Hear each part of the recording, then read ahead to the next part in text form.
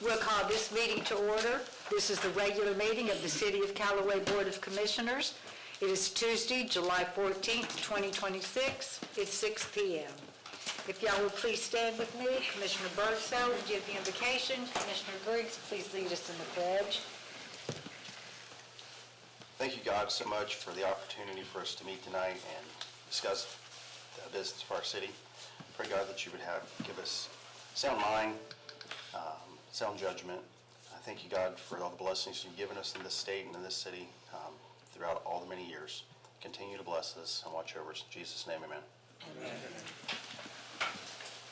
Pledge allegiance to the flag of the United States of America and to the republic for which it stands, one nation, under God, indivisible, with liberty and justice for all. We've got it on the screen. Always. First class. We always have it on. City Clerk, please do a roll call. Commissioner Birdsell. Here. Commissioner Griggs. Here. Commissioner Pelletier. Here. Commissioner Ayers. Here, ma'am. Mayor Henderson. Here. Okay, we have a presentation tonight, or we have a couple presentations, but the first one is our Bay County Sheriff's Office June 2020 statistics, and I see Deputy Martin is not here, so we have somebody filling in for her. I'm sorry I don't have your name. Favorite fill-in. Corporal Finney. Yes, Corporate Finn. So for the month of June, the Sheriff's Office responded to 1,060 calls for service. We patrolled 23,623 miles within the city limits of Callaway. We've had 48 arrests, conducted 126 traffic stops for 106 citations out of those 126 stops. And the Sheriff's Office worked 23 reported crashes. Out of those reported crashes, 7 of them were in the parking lot. 5 of those was as a result of improper backing. 1 of them was in the result of just careless or negligent operation of a motor vehicle. And the other one is classified as other, which means it there wasn't a category within the DMV form that fit the action of the at-fault driver. 16 of those were non-parking lot crashes. 4 of them occurred at the intersection of Tyndall Parkway and 7th Street, which that has always been an issue there at that light. And 3 of those occurred at Tyndall Parkway and Highway 22, which we all know that's also another constant there between those two. I don't know what it's going to take to rectify those situations, but there seem to be the 2 major places always working crashes at. Out of those, 9 of those was as a result to yield the right-of-way. 3 of them was following too closely. 1 of them was improper backing, and 1 of those was ran off the roadway. So that is everything that the Sheriff's Office has done for the city for the month of June. We appreciate it. Anybody have any questions? No, appreciate everything you're doing. Okay, thank you. Keep up the good Tyndall work. Parkway and 7th. What's going, there's plenty of visibility there. Is it just people jumping? It's plenty of, I'll tell you what it is. It's impatience. Yeah. One, that light for east and west traffic on 7th is a very short cycle, which is understandable because the majority of your traffic is going north and south on that. But you have people that get impatient because they have other important things to do, like whatever it is that they're doing that's more important than what other people have going on. So a lot of it's impatience is what it really boils down to. There's no left turn signal there either if you're going east-west, and I think that helps contribute. That's absolutely. And That's there's where not the enough impatience room. comes in. There's not enough room on the east side of that intersection for 7th Street because you have the pumping station there at the corner. There's no way that you'd be able to factor in a turn lane for that side to be able to turn south. And I think if there would be a way that you can make a turn lane on that side of the intersection to go south and put in an arrow, a left turn arrow on that light, you may end up curbing a lot of that is there. But I don't know logistically how you'd be able to squeeze in an extra lane, especially with the rehab place on one side and then you've got that pumping station right there. It's not, there's not an easy fix to that. There's no way you could just move the pumping station to make room. That would not be cost effective. That would cost the city a tremendous amount of money in order to do that. But that, to me, that's, would be the only way that you might be able to curb some of that. Well, we have some things coming up in the future that potentially involve 7th Street, so we can be looking potentially at the south side there to do something, possibly get another lane in. Yes. Because there'll be more traffic with what we're planning in the future. Yes, you already have the left turn section on the Walmart side of 7th Street. So you do have that provision already built in. It's just on the other side of that intersection, there's not one that's already there. There just Yeah. isn't the room at this point. I think the most dangerous is that right turn off 7th Street. You know, the far side by Walmart, that's where that young gentleman was killed because he took a right in front of someone and they hit him. And it's not only that, it's whenever you have people that are trying, from the Whataburger side, they're trying to go and make that left turn to go south. And whenever they make that left turn, you have traffic that's coming straight across. And they inevitably always turn into the vehicle that's coming straight across at them. Is that where we're getting our accidents? There's a lot of that, and then you have people that are they're going north on Tyndall Parkway to make the left-hand turn to go into Walmart, and they inevitably always pull out in front of somebody traveling southbound. Yeah. And a lot of that is due to patience. There is a lot of traffic. Traffic is going to increase along Tyndall Parkway. That's going to be inevitable. Yes, sir. We appreciate what you do and appreciate the information because we can take that, and we do take that back to the TPO where we can do some, and that's all long-range planning. Yes, sir. So the statistics help us in formulating, say, a little bit of awareness that everybody on the TPO can participate in. Yes, sir. But you as a council have seen these numbers, and it's always been those two intersections. Thank you.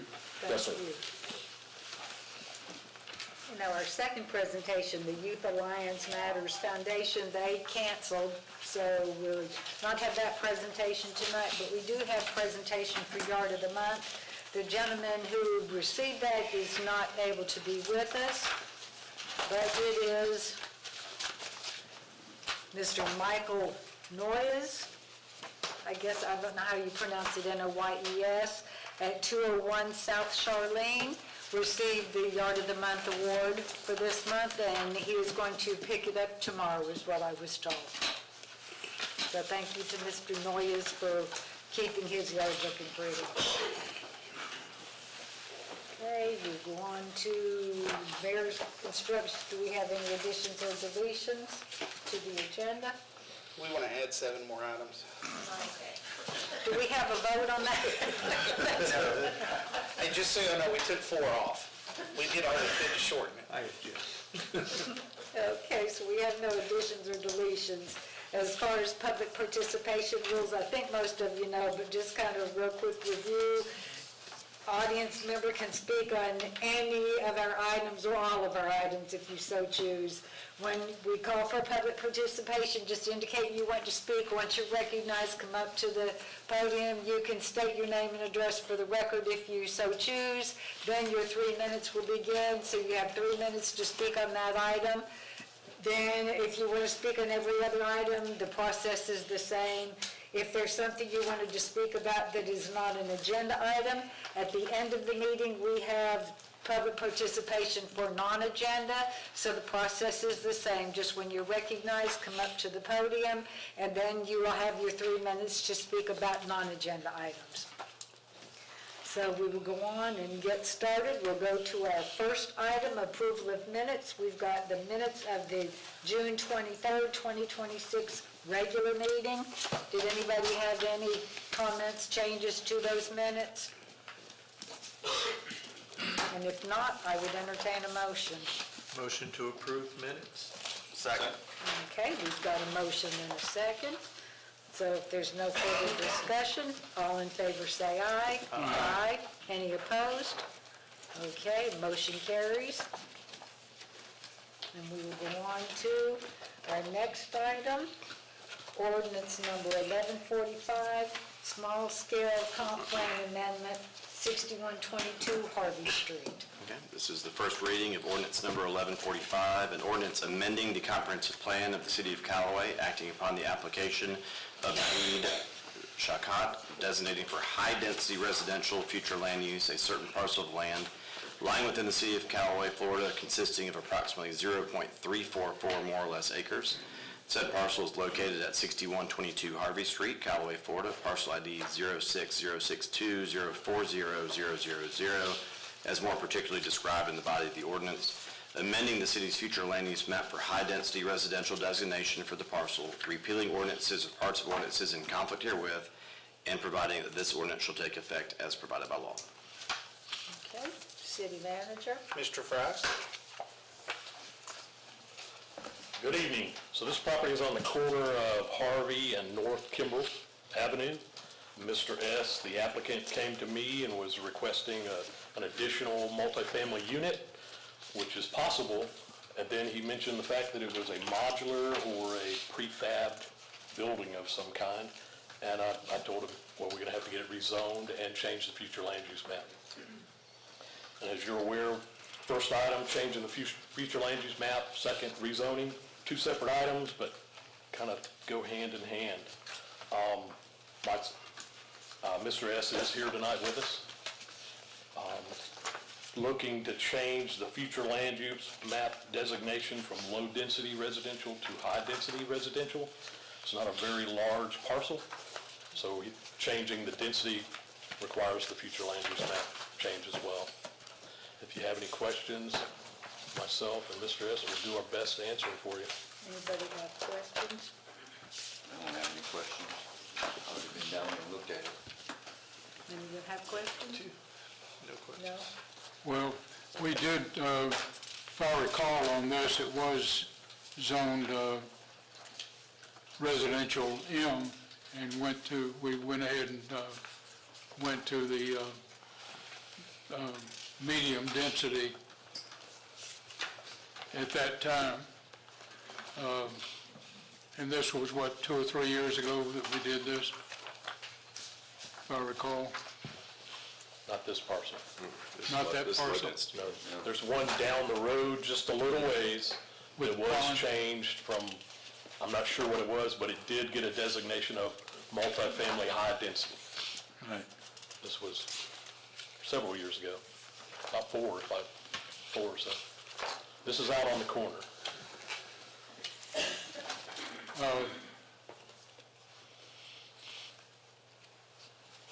Modular homes. What is our position on modular homes? Well, so the current zoning is multifamily. You know, now we're kind of going into item number 2, but to answer your question, the current zoning is residential multifamily. But it doesn't allow the M. It doesn't allow the mobile home or the modular home. Right. The only designation we have for multifamily is high-density multifamily with the M specifically. So the request is to change it from medium density to high density and attach that M on item number 2. Which the M would cover the modular, basically. Okay. I don't have any more questions. Anybody else have? How many units? Now, we haven't gotten there yet. We would have to go through a development order process. But he does not have a whole lot of land to work with. An engineer is going to have to get creative to allow more than one for sure.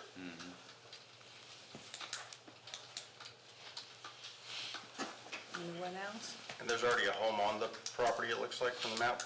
Yeah, big one.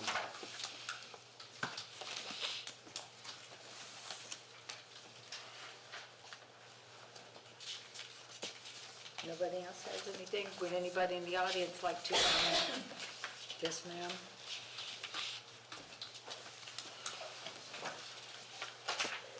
Karen Custer, 216 Lanny Road Drive. Mayor Henderson, before they go through the trouble to do land development and all that, I looked at the documents that were included for this, for the capsule homes.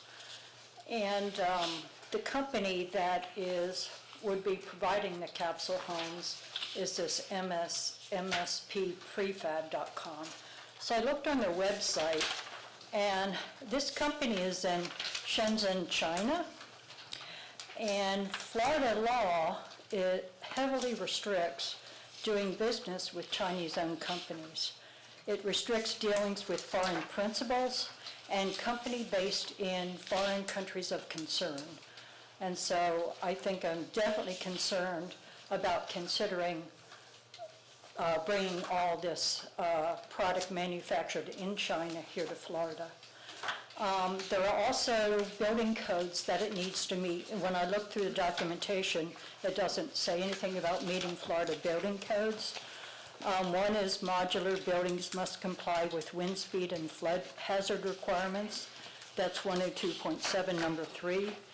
Building plans must be approved pursuant to section 553.77 Florida statutes. That's not in there.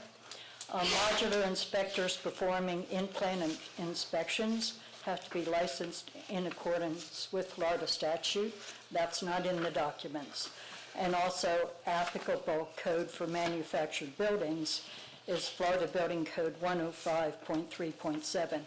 That's also not mentioned in these documents. In the context of prefab or modular buildings, you cannot place imported foreign-made manufactured units on Florida properties to bypass strict compliance standards. That's part of the Florida Building Code. And so I recommend Chapter 692 of the Florida statutes prohibits a lot of things having to do with the People's Republic of China or the CCP. So please think about this before you go down this path, because I think in the end, somehow y'all can be held liable for approving a development that's going to bring product from China to the state of Florida. Thank you. Thank you. Anybody else want to comment?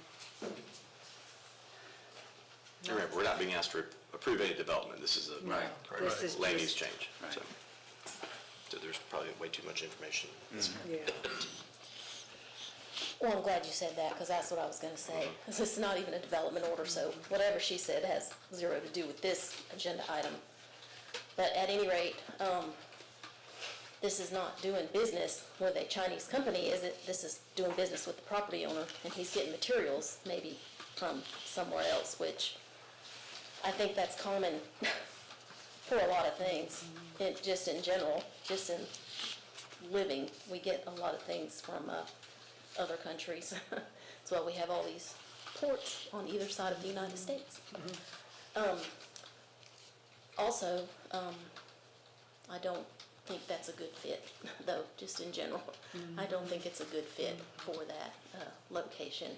And the planning board also mentioned, again, this is not a development order, so it's not, just never mind, it's not a development order. That's it, thank you. Thank you. Anybody else want to comment? Commissioner Volker. Yes, sir?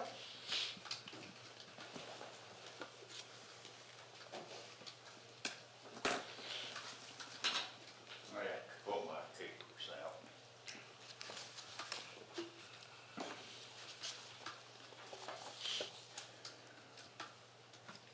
The requested Paul Bohack, 7010 Mike Lane.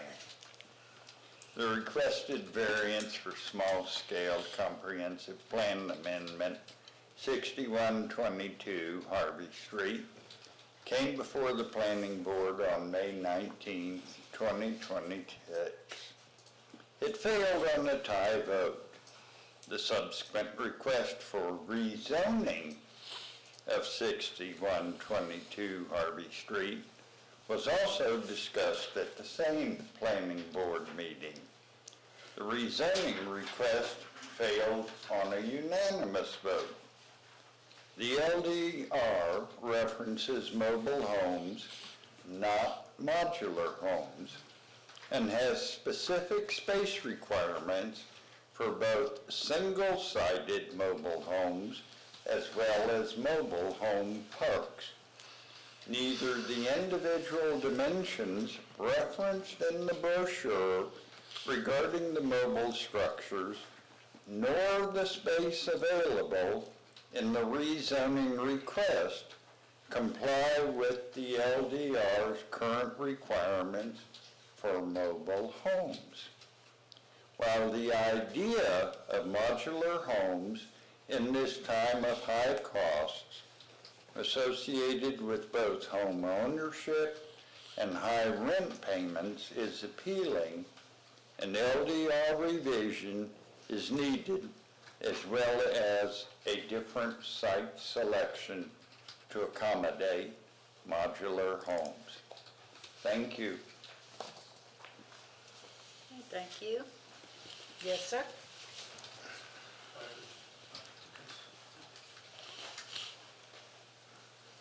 Martin Vossler, 6303 Wallace Road. I would like to acknowledge that Walmart is the largest employer in our area, and I don't know what percentage of stuff comes from Walmart that's made in China, but I think if we're going to go down that route, I'm going to have to go with Walmart. I don't know where my wife got my shirt from, but it might be from Walmart. So I'm not getting negative in front of everybody, but if I was to look at my pants, I think my shorts are made in Walmart, or made in China too, and sold places. So I don't know if we want to beat something into the ground because it's made there when we have a person who lives here in our city that wants to have these things. And obviously there's going to be people that live in this area that are going to be putting those things in and all that stuff, and it's going to be hooked up to all of our utilities and everything. So I don't know if we should nitpick where stuff's built. I get the whole CCP thing, but I'll take my Chinese-made shirt off right now in front of everybody. I have absolutely no shame. Thank you. Yes, sir, did you want to speak? Now, these are not mobile homes. They're mobile in the sense that they come from China and they are put up here. But these are some of the very luxurious homes. They're tiny in size, but they offer a lot of modern facilities in them. So, and these are going to be popular because there are two stages in a person's life where he needs a smaller home and not a big home. And those are when people are young, they're just starting in life, and when they're old as we are. So these are a perfect fit. I'm just trying to introduce these houses here. If anybody has any specific concern over them, I'm here to answer the questions. I think this will be a very good addition to what we have here. And I think they look good, they are modern, they are comfortable, they are stronger. And as far as the codes go, I think we can meet all the local codes. It's just that when we apply those codes, we are about to build the house. Here in this case, the house is already built. And it's small because it comes in a container, but they look beautiful. I have the catalogs. Anybody can take a look at those catalogs. They're a new concept, absolutely, and I believe they are comfortable and they will add to what we have. They will not be, in any case, these are not homes that look bad, they're tardy, or and they have all the modern concepts that anybody can think of. Okay, thank you. So I think we've gotten a little ahead of ourselves anyway, because what we're talking about Right. tonight really doesn't have anything to do with these modular homes. We're just talking about, do we want to change the small, do we want to make it a small-scale comp plan amendment? And then, do we want to rezone? And, I mean, what would go there will come further down the line. So I think we've gotten a little bit off topic. So, but I do appreciate what you had to If say. anybody has any concerns, I'm here to answer whatever concerns anybody. Did you have something you Yeah. wanted to? Yeah, it's kind of getting off a little bit, but is that big building going to be removed? And then you add the tiny homes in its place? No, my objective at this point is just to do an experiment, add one home and figure out what it costs, is it worth it? Can we import more, but we'll take care of the environment, we'll take care of how it looks at that place. But no, I have no intentions of taking down that. Yes, sir. Anything else? We're going from, this item is low density to high density. Presently at low density, and that's what we've approved before, and that's where I'm sticking with the low density. And it's going to be just one or two houses, that's it. At the most two, because it's a tiny lot. It's not. That's why it's low density. The setbacks, given the setbacks, is going to be addition of at least, at the most, probably two houses. I think we're good. Thank you, sir. Thank you. Was there anybody else that wanted to speak? Okay, it's back to us, gentlemen. Would anybody like to make a motion or bring up any other issue? Motion to approve ordinance number 1145, small scale comp plan amendment, 6122 Harvey Street, parcel ID 06062-040000, first reading. Second. Okay, so we've got a motion and a second. Is there any other discussion? If not, City Clerk? Commissioner Birdsell? Yes. Commissioner Griggs? No? Commissioner Pelletier? No. Commissioner Ayers? No. and Mayor Henderson. No.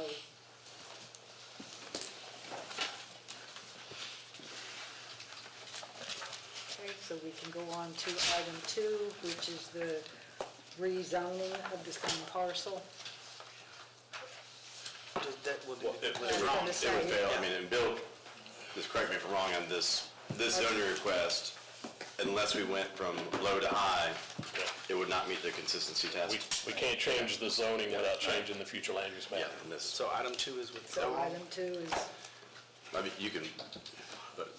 Or you can vote on it. It's not, Or you can't even vote on it because it can't be done. no, you just reject it, because it doesn't fit the, Don't even have to make a motion with that. doesn't fit the land so use. it's, Yeah. so we just, You have to change land use to even consider the zoning, because they're done concurrently.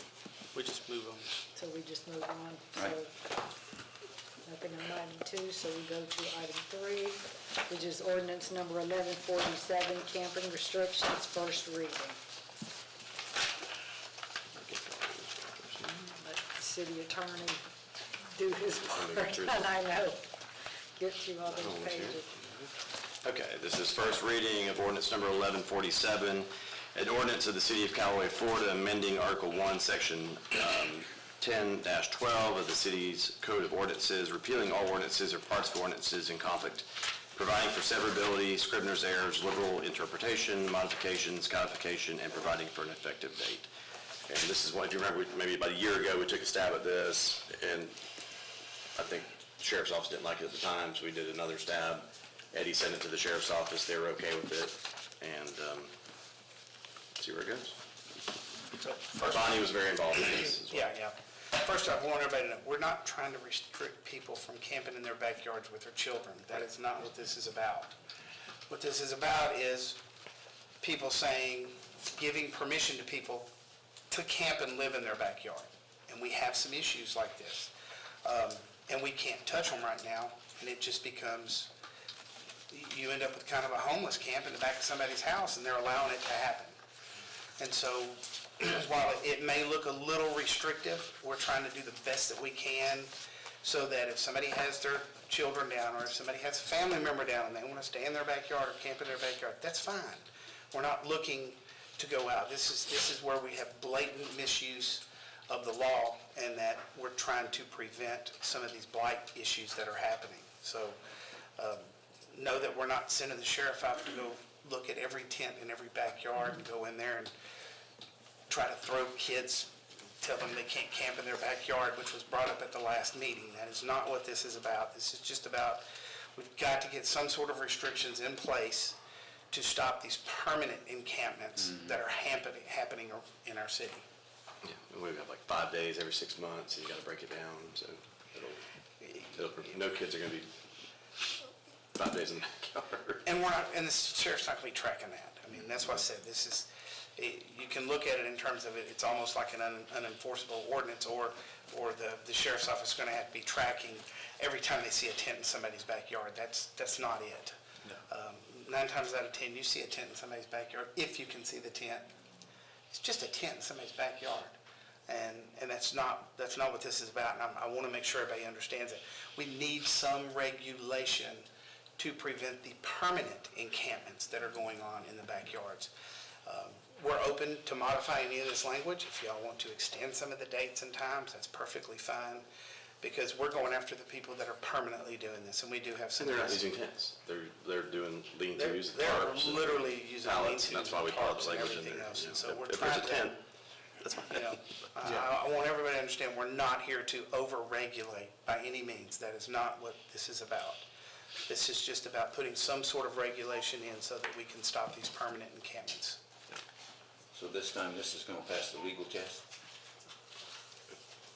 If somebody challenges it. We've been we'll send down it to this the road sheriff. before. Yeah, well, I mean, sheriff, Eddie you sent it to the sheriff's office, they were good with it. Yeah. Oh, you're talking about the legal test from the sheriff's office? Yeah. Captain Brandon has reviewed it, and I believe the sheriff reviewed it also. This gives it clarity. Yeah. And it really gives clarity to understanding what we had as comments before, particularly as it related to children. So this is certainly good, actually, the way it's worded. I didn't see anything on it that I would even change the wording on it. I just had one problem with some of the wording. It was 5E, where it said 1 tote or suitcase per individual. I like to delete that totally and just put 1 backpack. Because if you're camping in your backyard, you're not carrying a tote out there or a suitcase. I think a backpack is more reasonable, which is camping equipment. So that's my only input.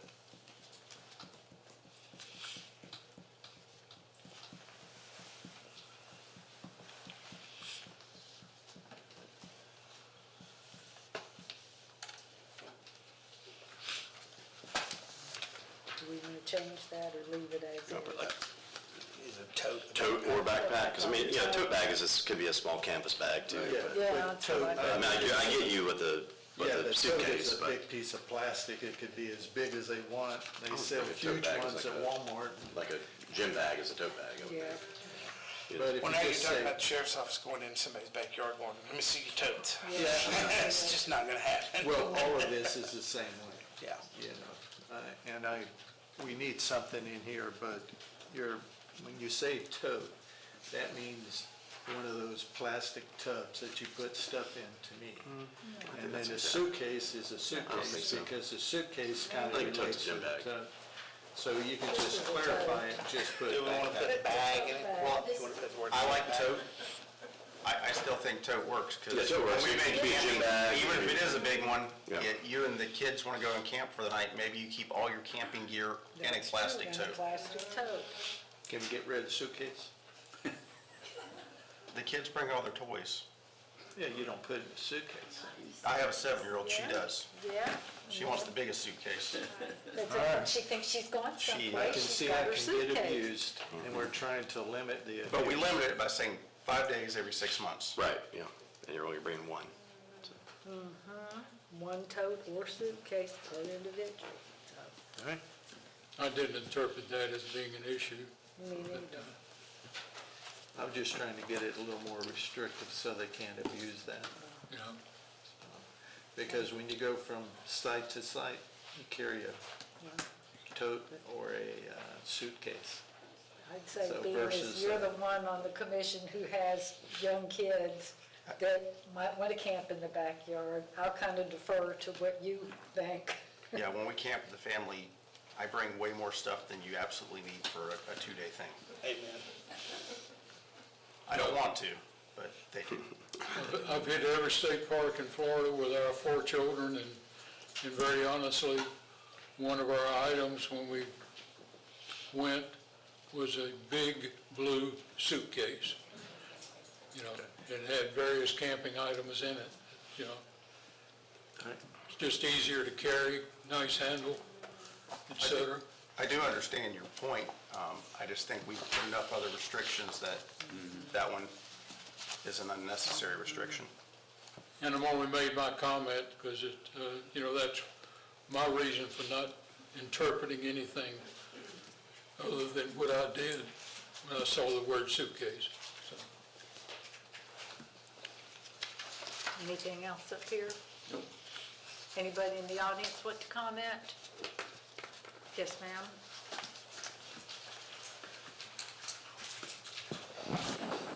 Karen Custer, 216 Lanny Road Drive. I hope that you'll also repeal ordinance 1045 so that we don't have 2 ordinances sitting out there that conflict with each other, so that the deputy doesn't know which one to look at when they go out to enforce something. Another thing I'd suggest, where it says restrictions on camping, is there some wording that you could add to say it excludes camping on your own property or something like that, so that we know? It really means you can camp in your backyard and all these rules don't apply to you there. Otherwise, I mean, I can just see all kinds of weird things happening. So that's why I suggest that. And then we don't have to worry about if the kids want to build a little fort, they can, because it doesn't apply to their home. You know, if you want to sleep in a sleeping bag in your tent in your backyard, you can do that, and you're not violating the law. If, you know, if we say that this doesn't apply to your own backyard. Let's see. One thing that's kind of funny is camping includes storing camping gear, according to this. You can store an RV in your side yard, but you can't store your camping gear in your side yard or your front yard. You know, that kind of doesn't go together, that you can store your RV but not your camping gear. Let's see if there's anything else.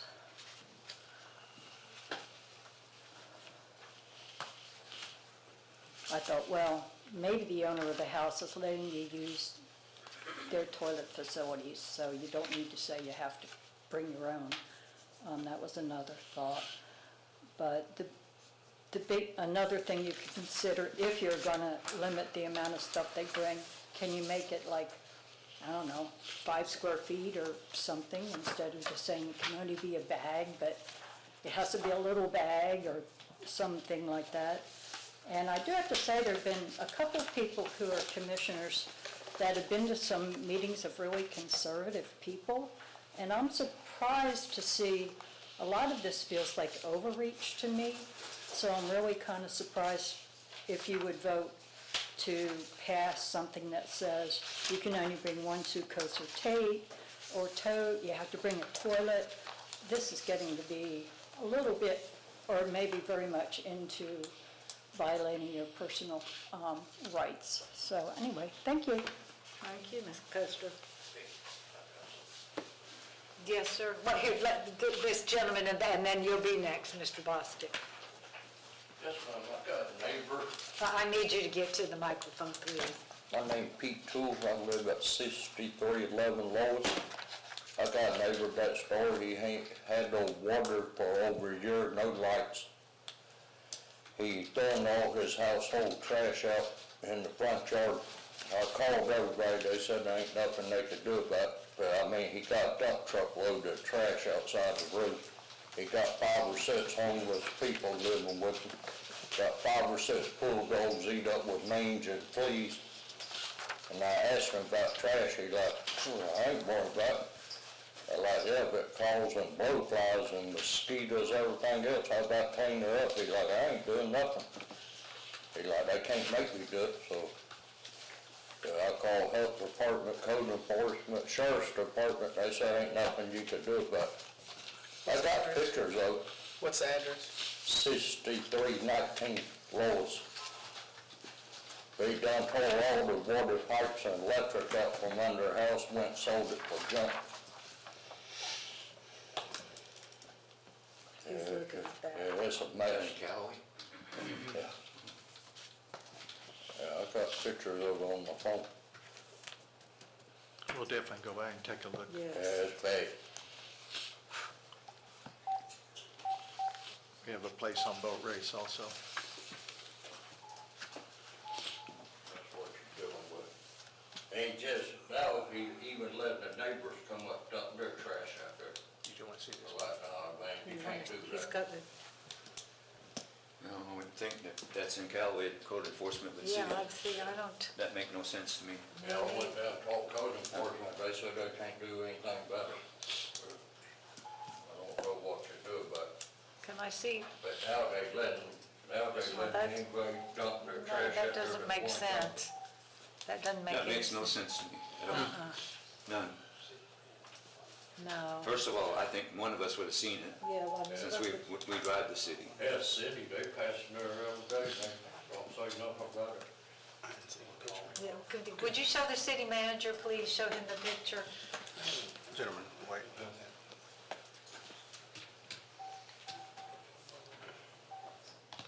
I drive by there all the time. They ain't hand cans or bags, anything, they just take Okay. out their dumping, When was that picture taken? today. Today? And now, they were a truck this morning, pulled up, threw 2 bags up, I'm like, hey, dude, quit throwing trash out there. He shot me a bird and drove off, so. Okay, he'll check into it. Thank you for bringing that to our attention. Did anybody else want to speak? Yes, ma'am? Tony, No, I'm sorry. Oh, we overlooked you, Tony. Donald Trump, 1600 Pennsylvania Avenue. Oh, I'm sorry, wrong place. It happens like that sometimes. Tony Boston, 159 North Kimball. I understand what you're trying to do here.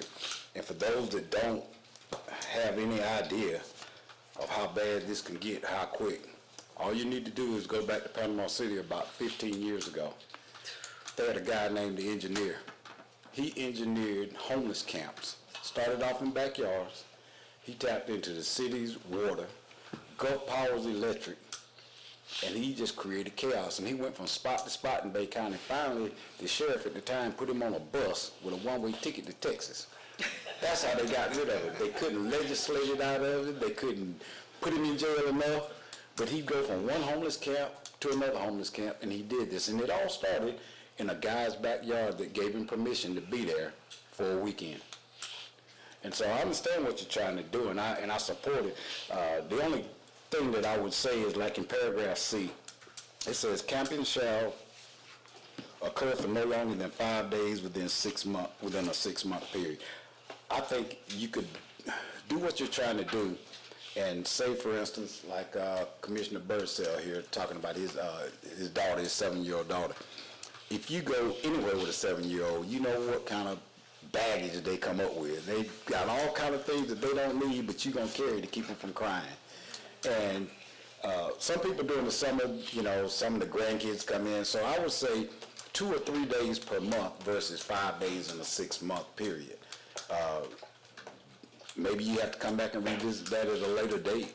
But, you know, that's to accommodate grandkids, nieces, nephews that come down and spend time. And so that was the only thing that I would say that I would kind of recommend you change. Because 5 days in a 6-month period, you know, if you average it out, that's less than 1 day per month. And unless you got a 6-year-old, 7-year-old that just wanted to do it to be out with Moana or whoever for one night, then that satisfies that. But if they're going to do it for any longer period of time, especially when you got 10 or 12 over at the same time. I would say 2 to 3 days per month, but I do agree, you have to stop this, because if you don't, it'll get out of hand real quick, and next thing you know, you've got what the young man was talking about with that guy that lives next to him. So, like I said, that's the only thing I would change, is maybe 2 to 3 days per month. And now you're gonna have to make an example out of somebody, so you might well go ahead and get ready to do it. Start out heavy, and then we can lighten up from there. Thank you. Thank you.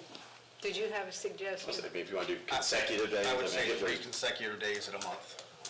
Yeah, I mean, that's, I'm just saying, like, I think that's a good point, because 5 days in 6 months, it's like, Yeah. if you got there, Because the way when you that's got read, a you do weekend that the grandkids. one every 2 or 3 weeks, you're gonna hit the 5 days. I mean, it's too hot, I'm not camping in my backyard now, but someone might. When I become homeless, I'm gonna come over and camp out. So I got what a are you, playhouse. what are you suggesting? No, I mean, I'll come up with the time, I would insert the word consecutive, and then if you guys wanna change it from a different number of days or different months, that's up to you, but I get what he's saying, like, in 6 months, you're saying, the way it reads, 5 days in a 6-month period, it could be every 2 weeks, 1 day. That's not what we're intending, really. You're looking at the encampments is what we're really trying to get rid of. Right. So you can leave it, 5 consecutive days in 6 months, or you can do, 3 consecutive days per month, or what, I mean, that's up to y'all. Well, this is the first reading, right? That's true. I like the 3 days per So, month. Yeah, we can approve the first reading, advertise it, approve and the you first can, reading, and then on final reading, if you guys want to focus on that and digest it, you can make that amendment at final approval. That sounds good. Did anybody else want to speak? Ms. Langston, I know you come on up and then we'll come back. Teresa Langston, 6031 Lance Street. I just want to say that I don't see a problem with this ordinance. I don't think it's overreach. I think it's trying to control a problem of a homeowner giving people permission to live in their backyard. It's already been made clear that you're not going to be hunting down people and their children who want to camp out. And I really don't know where the overreach, I mean, I guess people are just so suspicious of the government about doing things, and I get that, but the whole point, and especially if you've come to meetings and you've heard the discussions previously when y'all tried to do this, about doing homeless encampments, about homeowners giving homeless people permission to live in their backyard. So we've got to be able to pass something to allow law enforcement to do something to stop this because of the hazard of the garbage, the waste, because they're not going in people's houses to go to the bathroom, and they're just making a whole mess for the environment outside. So I totally agree with it, and I hope you do pass it. Thank you. Ms. Belvetier? There was a comment about conflict with other ordinances, but I do see that you have in section 2, addressing those conflicts and allowing BCSO to use what's necessary to handle the homeless encampments. At least that's how I'm reading it. If I'm right, I don't need any clarification. If I'm not, you can clarify, but it. Yeah, section 2, yeah, there's always a repeals conflicts and Right, so ordinances in conflict here with. I don't think there's a conflict of ordinances here going on, and I appreciate the board trying to clean up our homeless encampments. Thank you.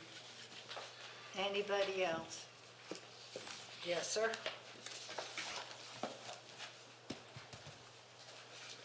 Martin Foster, 6303 Walls Road. So before we decided to go in debt and buy a very expensive motorhome, we did a lot of camping.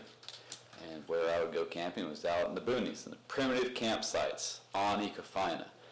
If you're in this area and you don't know where the water from Ecofina goes, then come look at my cone of shame in my front yard and my water leak. That's where the water from Ecofina goes. It goes to Deer Point Lake, goes to the water supply, and when you camp in primitive campsites out there, you do your business just like the bears. So I get it. I don't want somebody living next to me in my house on Wallace and going to the bathroom. I don't want a bunch of homeless people camped across the street from me. but there has to be some kind of way that we can have freedom, that if I'm in the doghouse and my wife says I gotta go live in the backyard, I drink a lot of water, and she won't let me in the door, you know. I'm not trying to be facetious, horrible word to say, but I'm just saying from a standpoint of we should be allowed to have freedom. Not that I'm going to camp in my front yard and just do whatever. And my kid's grown, she's 20, when she wants to go camp, we'll take the motorhome somewhere. But the overreach is what we don't want. I know that we obviously don't want a homeless campment, and it's a disaster, and I feel that I'm on the fence with this one too, but we do need something in writing that they can go when they have to go out and enforce it. It has to be black and white, you know, because otherwise somebody's going to be like, well, I'm living out here and my 30 kids are camping with me, you know. Next thing you know, we'll have a situation like he was talking about. I don't know. Good luck. Thank you. Anybody else? Yeah, I think you covered both sides. I think you had something to say, Commissioner Griggs. Yeah, well, a few years ago, and Tony will probably remember this, but 4th Street was a major encampment out there that the Sheriff's Department, we eventually, you know, were able to get that taken care of. But this helps now. This is the first reading, but if we want to make some changes on the days and this kind of thing, we should give some guidance to what it will look like on the second reading, rather than get to the second reading and do that. So I'm suggesting we have the discussion now about what we want to see on the second reading. You know. Is that? If really all we're talking about is whether to do 5 days in 6 months or so many consecutive, that's not going to change the titles of the ordinance that we advertise, so I think that's something we can discuss in 2 weeks. Okay. Yeah, as long as you're not substantively changing the ordinance, which that would not be. You're just, Okay. that could be, you guys can think about it for 2 weeks and discuss it. So we can get by with making the change on the dates and all that Yeah. on the That's really second one thing reading? I've heard about was just whether you want 5 in 6 months I'd or like to you get want some feedback on it, you know, Yeah, might as well talk about it a little. you know. Okay, But that's not going to be a substantive change to the titles. We can still advertise. all right. I just didn't want to kick it to another No, it wouldn't. revision to another ordinance, another week, another meeting or 2 meetings. Unless in 2 weeks you guys go some total different direction, that'd be the only way that would happen. If you're just, I'd be curious just to know what everybody's thinking. I'm thinking 3 days a month. And that way, if you have a 3-day weekend, you're just fine. And then if the kids want to do it once a month, they're fine. But I will just say I as think in reality, they're going to be fine anyway. just from staff's standpoint, it doesn't matter. We're not looking and counting days and going, oh, we saw 10 here on this day.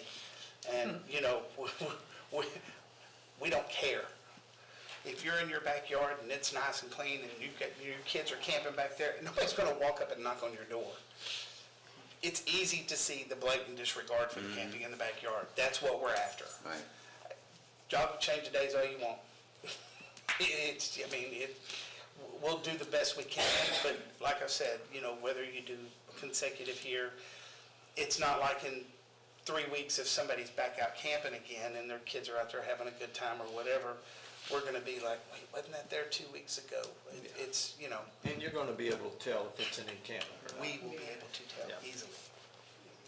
But I think we should be a little less restrictive. I will also say, 6319 Lois has been foreclosed on by the bank. So it's in no man's land right now, and they're trying to evict the squatters that are in there now. And how about the owner that's still hanging out? I don't think there's, Because that's what if he it's an owner, referred to. the bank is foreclosed, so they're taking it back. So it's in the legal process right now. Kevin, you know this one. in foreclosure or they've already In foreclosure. Okay. The bank doesn't own it yet. Bank doesn't own it yet. Yeah, he was supposed to go to court Friday, but he said he ain't done court now. They can't make him move, so he doesn't show up in court. They'll start during the foreclosure, they'll start eviction. They'll get a writ of possession and the sheriff will go out there once the foreclosure order is final. Yeah. They give him a 90-day eviction notice to be out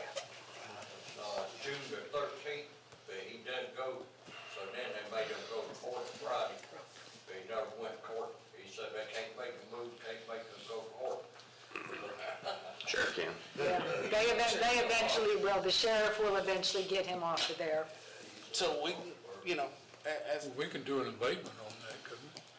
we can, but you ain't gonna get your money. You want me to go clean it up, I'll go clean it up. But, I mean, we'd have to do an emergency abatement. Our abatements go against the tax rolls. Yeah, but the foreclosure will be, Wait for the bank to own it, and then Yeah. they'll do it. That's when the bank owns it, it's a different story, but to do it now, Yeah. we ain't gonna get no money. No, wait till the bank. Let the bank do it. It's kind of that no man's land. You're gonna Right. provide services that you're not gonna get. Once the paid. bank takes it over, we can abate it. Oh, If we abate it now, Once the bank takes over, you'll notify the bank, and they'll clean and it they up. foreclose on them, we get nothing. Yeah, they'll clean it up. And the bank has already acknowledged that they will have it cleaned up immediately They'll upon clean it up possession. once they get it. Right. So it just has to run its course. It has to run the legal process. Okay, well, to get back to our camping ordinance. I know we're all over the Did place. but we'll anybody get else there. want to speak on the camping ordinance? Okay, if not, would somebody up here, do you have anything else to say, or would someone like to make a motion on this first reading? Motion to approve ordinance number 1147, camping restrictions, first reading. Second. Okay, we've got a motion and a second. Is there any other discussion? If not, city clerk? Commissioner Pelletier? Yes. Commissioner Ayers? Yes. Commissioner Birdsall? Yes. Commissioner Griggs? Yes. Mayor Henderson? Yes. Okay, we will go on now to item number 4, ordinance number 1148, petition for voluntary annexation of 6305 Highway 22. This is ordinance number 1148, first reading of an ordinance annexing the following unincorporated area of Bay County, which is contiguous to the city of Callaway, Florida. Upon petition of the owner of said property containing approximately 2.095 acres and located at 6305 Highway 22, property ID 06290000000, as more particularly described in the body of the ordinance, redefining the boundary lines of the city, providing for repeal of ordinances in conflict herewith, providing for severability, and providing that this ordinance shall take effect immediately upon passage. Okay, city manager? Mr. Fry? This property is located just to the west of Waste Management Incorporated, the big garbage company there on Highway 22. They're requesting it to be annexed in, subsequently given a future land use map designation and rezone it. Next two items. The applicants are here. If you have any questions, myself or them, we'll do our best to answer them. Anyone have questions? Yeah, I have one question concerning the pond. And It does have fish in it. Pardon? I asked that myself. It does have fish in it. And what, Not very many, what was the answer you got? mostly turtles. But- Now, what is your question? Wants to know what we're gonna do Yeah, with what's the the pond. question? Oh, well, I mean, whatever they do with the property next will require a development order. Right. Right. So I would imagine He'll have some kind of pond. their engineer would probably start with using that as their retention as long as it makes sense. Right. I would assume it's in the low spot of the property now, since it's been there since I remember. Well, also, well, one of the reasons I was interested in that is Highway 22. Yes, sir. You know, retention ponds on Highway 22, is this, do the engineers already know whether or not that particular pond area is going to be part of the retention ponds that will be necessary on Highway 22?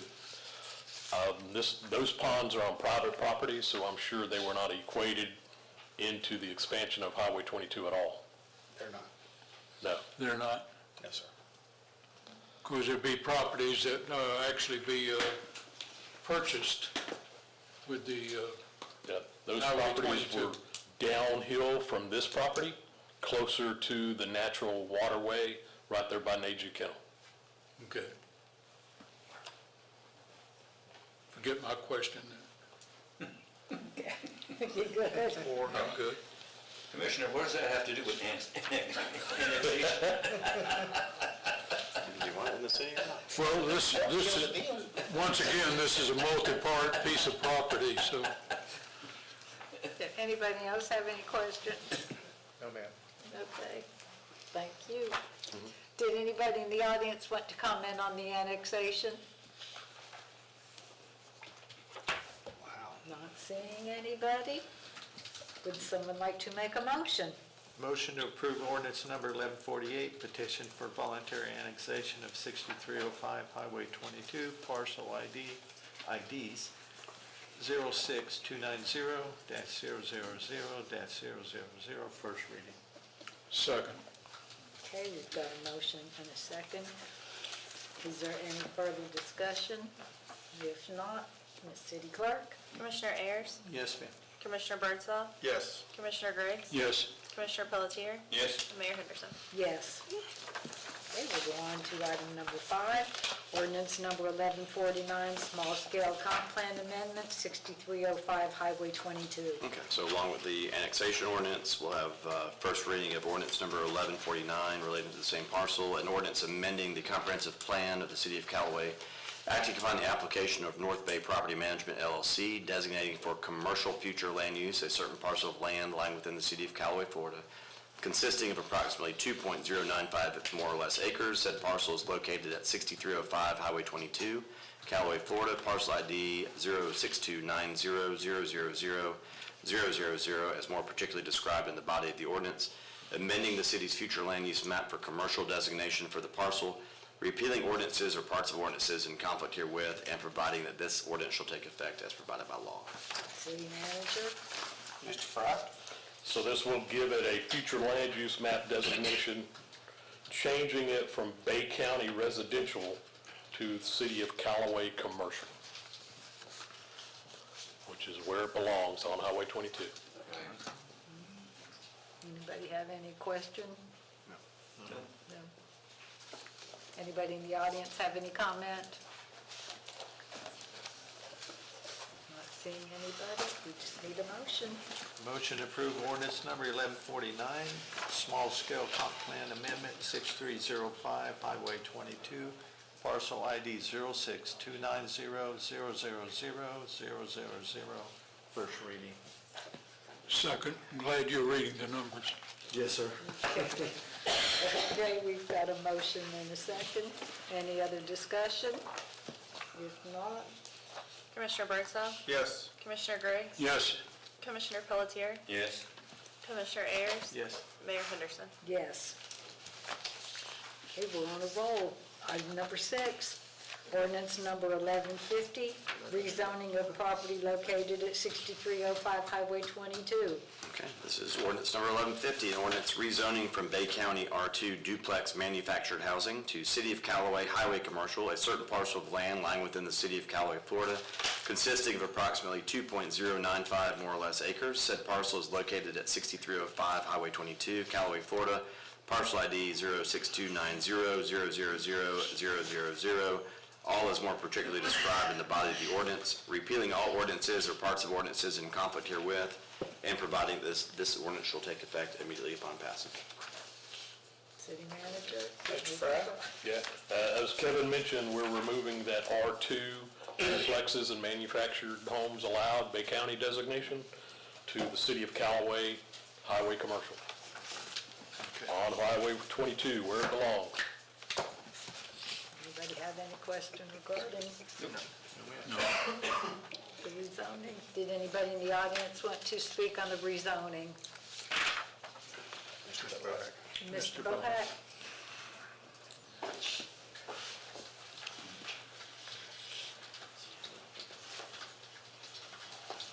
Paul Bohack, 7010 Mark Lane. The rezoning request would allow that piece of property to fall within the Central District overlay. So it will have to abide by the requirements within the overlay ordinances, which is a good thing. I just want that known. Thank you. Thank you, Mr. Bohack. Anybody else? Not seeing anybody. It's back to us, gentlemen. Motion to approve ordinance number 1150, rezoning of property located at 6305 Highway 22, parcel ID number 06290000000, first reading. Second. Okay, we've got a motion and a second. Any other discussion? No, city clerk? Commissioner Griggs? Yes. Commissioner Pelletier? Yes. Commissioner Ayers? Yes, ma'am. Commissioner Birdsell? Yes. Mayor Henderson? Yes. This is to item number 7, resolution number 26-07, fiscal year 25-26 budget amendments.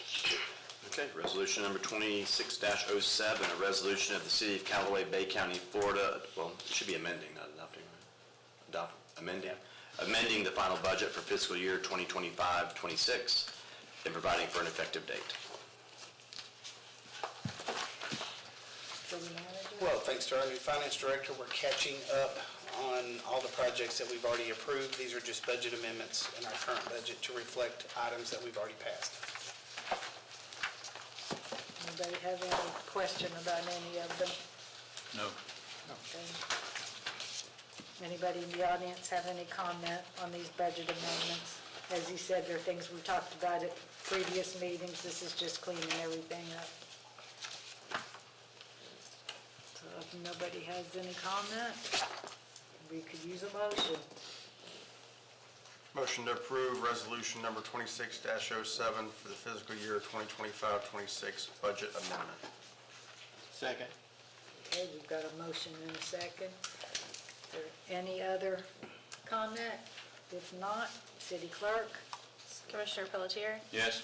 Commissioner Ayers? Yes, ma'am. Commissioner Birdsell? Yes. Commissioner Griggs? Yes. Mayor Henderson? Yes.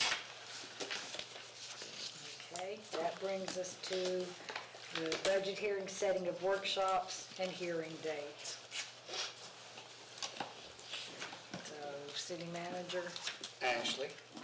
oh, you didn't have Ashley do this? Her name wasn't Well, on anything. So we Why is my name on there? I don't know, it's you and Adam. Because that's what it has always been, is Oh, you okay. the finance director. I mean, I don't mind doing it though. I got the information from Bay County. As you know, we cannot schedule our hearings on the same date as the county or the school board. All of these seem to work with it. It's up to you guys if those work for everybody, those dates and times. We can go ahead and schedule those. I'm good. I can make it work. I could tell you July 29th, I have a conflict. I could do it in the morning, but I can't do the afternoon of July 29th. Okay. We can also do, I believe we can do that 30th. Doing these dates, I tried to give him enough time to make any adjustments to the budget and be able to get that to you guys, within a decent amount of time. So those, they can be adjusted if needed, so would a Thursday work? Or we can do the morning. Morning's fine with me too. Okay. Morning's fine. Morning is harder for me. Okay. If we could do Thursday, the 30th. I can't do Thursday. It's all righty. It's do just, Friday this is either. discussion, we just work it out. Tuesday, Wednesday's fine with me. Tuesday? Yeah, because I start a new job that week, so I have to be there in the mornings to onboard. You got a meeting Tuesday, right? Yeah, Yeah, but I meeting mean, that that's night. not till 6. We've had budget meetings in the morning and I was commission gonna meetings. say, I Yeah, you mean, can do Tuesday. Would can you would do a 1 Tuesday o'clock? afternoon, or does that? I can work? make the afternoon work, yeah. I mean, would that Tuesday afternoon, the 28th? And we're usually okay going the following week Budget too, if we meeting need into to. commission meeting. Yeah, I mean, We've done it before. yeah. What's the first? I mean, does that work if we do it Tuesday, My Works for rear me. end the is sore. 28th?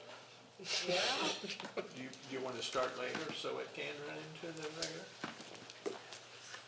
Well, we just cut it off last time because this is Yeah. gonna go on anyways. If I remember last year when we had our budget meeting, at a certain point, we cut it off, took a break, and continued on the second workshop. that's right, so I mean, we Because could take a break. the in first between. day is gonna be The total longest. space anyways. Yeah, Right. We're probably not gonna get through the first page. Most time we do a I salary. do remember that last year, we cut it off at 5 Most time we o'clock do Friday personnel and then salaries. continued on the, I've made a commitment to at least get to page 5. I mean, if we, Start at 1. if we could do from like 1 to 4. Right. And take a break, so I'm good- everybody I'm can go good with get that. something to eat or whatever. So is everybody good with You know, maybe Tuesday city the manager will bring 28th? dinner, you know, who knows? All right, Tuesday. Pizza's only, So out of Tuesday, my personal account, by the way. so Tuesday the 28th from 1 to 4? Yeah. Everybody good with that?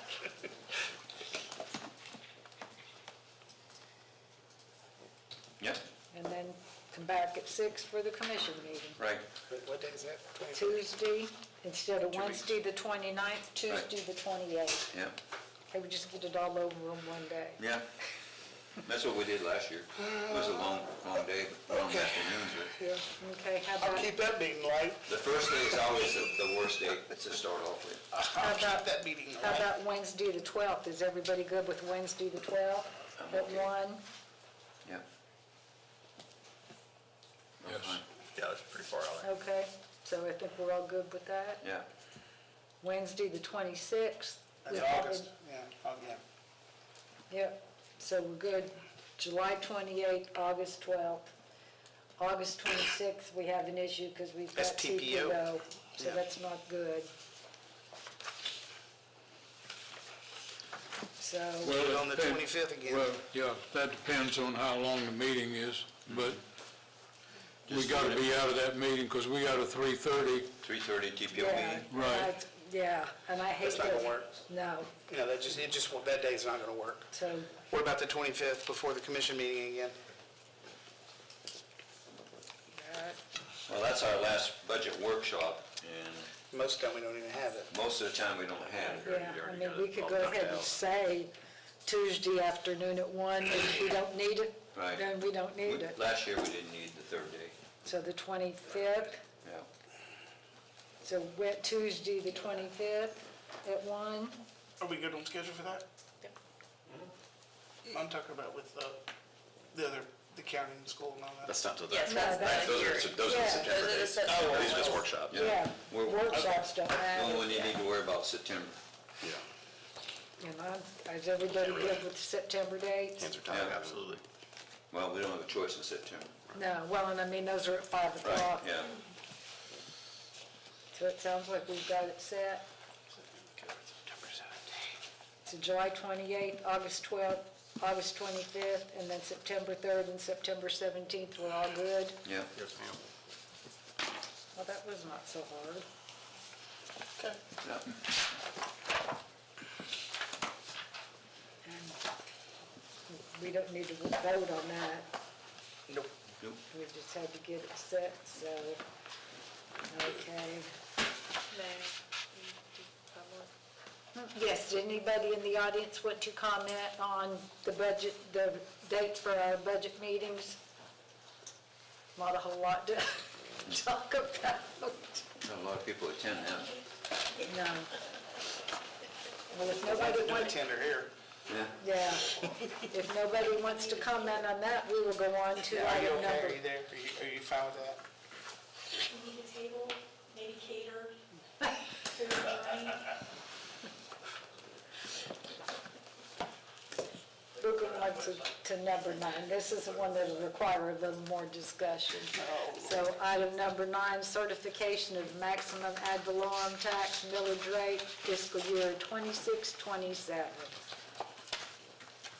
No, so it's city manager. That's me, yeah. It's, I would love to say Mr. Fry right now. Okay, we'll do education for the budget first. We are required to set our maximum millage. This is not the setting of the actual millage rate for the city. This is the most that we could ask for, that we could eventually go up to. So we're not setting the millage, we're just setting the maximum millage. However, the governor has made some adjustments as to what we can do. And so me and Adam, we've been looking through the budgets. We're talking about, everybody knows the property tax issue is going to be on the ballot. We won't make any assumptions as to how it's going to go, but from staff standpoint, we we're taking the position that we do not want to increase ad valorem at all. So we're requesting that the max millage be set at the same as this year at 2.7. Darn, it's taking you 8 years to do that. Without arguing what our millage are gonna be. Well, we got hurricane issues right now. That's not to say that ain't gonna change, but, It can't change once you approve it. so, yeah, we're recommending 2.7 now. We may go lower than, We can go lower, yeah. we did last year, Yeah, I'd like to see it go point. I know some people in here want to go higher, so. but we can't go higher. Well, tonight we Can't can. use it to re-advertise. Yeah, we'd have to re-advertise. Send letters to 10,000, 15,000. So because of the governor's new rules, the way it works is that 2.68, which is the rollback, for us to go to that would take a majority vote. For us to go above that to what the maximum that the state says we can go to, the maximum we can go to is 2.95. But because we're asking for larger than the rollback rate, then it will require a 2/3 vote for Right. y'all to set it at 2.7. Yep. So we're just asking, we're thinking ahead, that's all we're doing. We're just- No, this year's budget has nothing to do with the vote in November, though. No, It doesn't, but it has to do with us prepping for the future. yes. And I have to think out at least 5 years on how our budgets look. So let's just keep it the same, we'll move forward, and that's what we're planning our budget sets at right now, is at 2.7. You know, when I saw the agenda, I almost fell off my chair. I said, we don't have to argue this year where we're gonna be on that millage rate. Let's start at 4 and go back up. So, Well, anybody- right now, Adam is new, and so he doesn't fight a lot right now. It doesn't fight a lot. Like I've had to fight in the Yeah, past with some, David had some different ideas. So anybody have anything else to I'm say good. with the, everybody okay with 2.7? Yep. Okay, anybody? in the- Somebody's not okay. Anybody in the audience want to comment? Uh-oh. Mr. Bostic? Now, he's the one that's told No, us we're in the not in past to Lynn go Haven. higher. Yeah. Tony, I'll take 5. No, we're not in Lynn Haven. On the Boston 159, this is not gonna be a popular opinion like it wasn't last time. But here, let's look at this thing. You guys have done an awesome job of keeping Callaway on a steady growth pace. You haven't overbilled or oversold or over-legislated. You've done an excellent job, thanks to your city manager, Mr. Cook, of keeping yourself solvent instead of operating in the red from year to year. But with this property tax thing coming up, let's be real. Everybody out here wants to pay less property taxes or no property taxes. When they take all that money away, and they're gonna do it because people are greedy. People are self-centered, and I'm included. So I'm not saying this everybody but me. I'm the same way. I wanna save money too. But the reality is, the only way you can fund public services, public works, and keep the city going is with property taxes, because that makes up the majority of your budget right now. And that's the same for every municipality in Bay County. Now, I'm not saying that you should raise it to, what would you say the max was, Mr. Cook? 2.953. I'm not saying raise it to 2.95, but if you leave it at 2.7, when you lose more than you anticipate from the property taxes, then you're gonna be in the quagmire, what do we do in order to regain that money? So instead of raising it catastrophically, just raise it 2.71, just a little bit, because the simple fact is, you can pay the piper now, or you can pay the piper later. And guess what happens when you pay him later? The same people that's patting you on the back now is gonna be the same ones gonna kick you in the butt then. So you might well take it while the kicking is easy, because when it gets rough, everybody's gonna say, you know, I didn't vote for that. I didn't think that was right. But I had to do it because there was no other way to do this. Let's be real. Everything costs money in America. This is not some free land. Yeah, we free to say what we want to and feel how we please, but at the end of the day, the bottom line is about them dead presidents. And you guys need money in order to keep us living the kind of life that we live. And we live a pretty good life over in this side of, this side of the county, over in Callaway. I appreciate what you're doing, but is the juice worth the squeeze? Is the juice worth the squeeze? Make it, again, 2.71 is not gonna break anybody in Callaway. If that's gonna break you or break me, we need to find a new job or something else to do. But you guys, we're still gonna hold you responsible for how we live anyway. So I think we should be willing to help us to maintain that lifestyle. And you're gonna have to, with losing this much property tax, there's no way that you're not gonna be able to ask for something. You can call it a tax or, whatever you wanna call it. It's like in the commissary.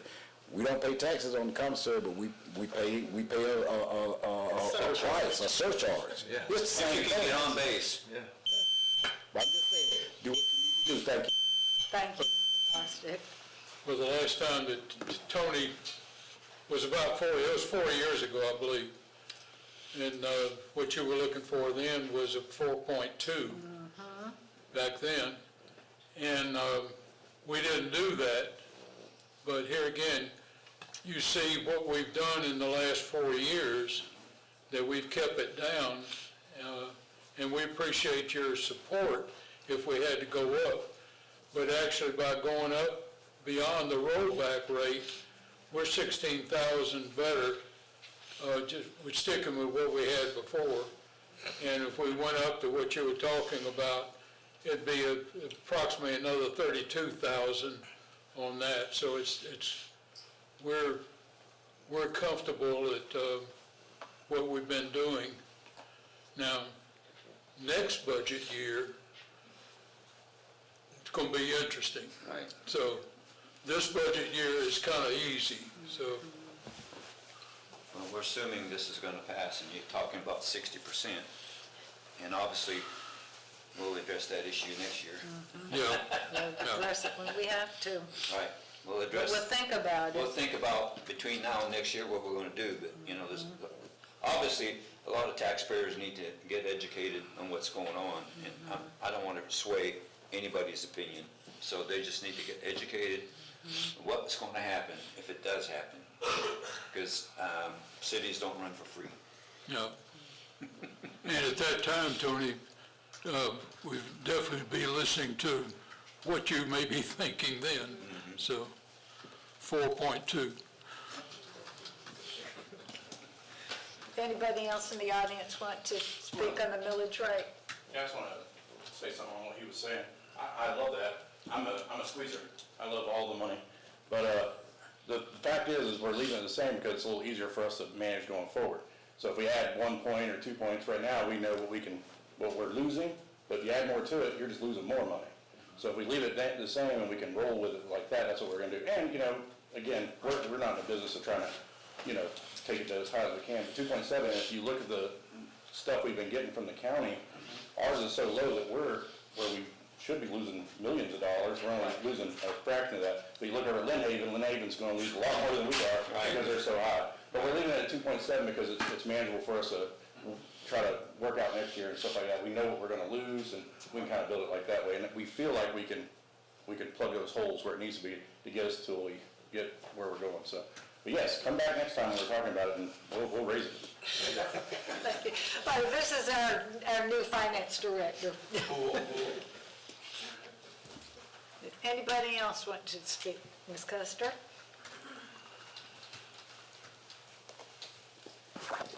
Somebody mentioned how much money we would lose if the amendment passes. I thought you said we'd lose about $850,000 a second year? 600. Is it 600? And The that's first year, case. 600. The first year, and then like 680 something. 850 or something the second year? one. So that's about 2% of the budget? Is that right? Depends on how you look at the budget. Right. Okay, Because if you look at our total budget, we're at 50-something million dollars. Right. Majority of that's grants. okay. A lot of that is grant money. I don't know what our regular budget would be without it, 25 million maybe, something like that. Okay, so 4% maybe? Don't hold me to any of those numbers, I'm quoting Okay, out of my head. right, I'm just talking rough. But, yeah, Okay, so And I didn't bring that it doesn't forward. seem as hard as, I was imagining a really big cut to the budget, and you're talking about maybe cutting 4 or 5% out. Some of that comes from you just stretch some of the projects longer. And so it takes longer to do them, and so it's less each year, and then it doesn't really hurt. So anyway, okay, I just wanted to clarify that. and you're exactly right. And I just want to mention something, that the ad valorem is a portion of our budget. But the portion we're looking at, it's about 1/3 of the total ad valorem, and we have a lot more revenue sources in taxes than just the ad valorem. So I think we'll be fine. Okay. I have a lot of confidence in our city manager. Anybody Not else? involving this budget, it's next budget. That's the one I'm talking about. I have a lot of confidence in. He's gonna Anybody see. else A want lot to of things speak? happen in between, Mr. Shaner? but I still have confidence in it. Okay, that's a little better. I'm just telling what you're talking about. Totally agree with it. And that 600 grand is Live with worth it. it. I mean- If it's 711 Kevin Circle, I'm thinking, I'll bet there was all kinds of squalling and squealing and saying the world is gonna come to an end back whenever they give us that 50,000 or 50 deduction, that we now have. I'm sure there's all kinds of tears shed and groan. I mean, it's just, they need some relief. I mean, this is ridiculous. There's more ways than one to get to where you want to go or need to go. So, I mean, it just, what was the problem with the first time, when we got to 50,000 or whatever, back when? I don't remember exactly when it was, and I don't remember all the 2006. crying and squealing and all of that, but, we got through it. So, why not give us a break? I don't like the tax being tied to my home. I don't have a problem with what I'm paying, but I get all kinds of ticked off when it's tied to my home. I mean, tied to something else, not my home.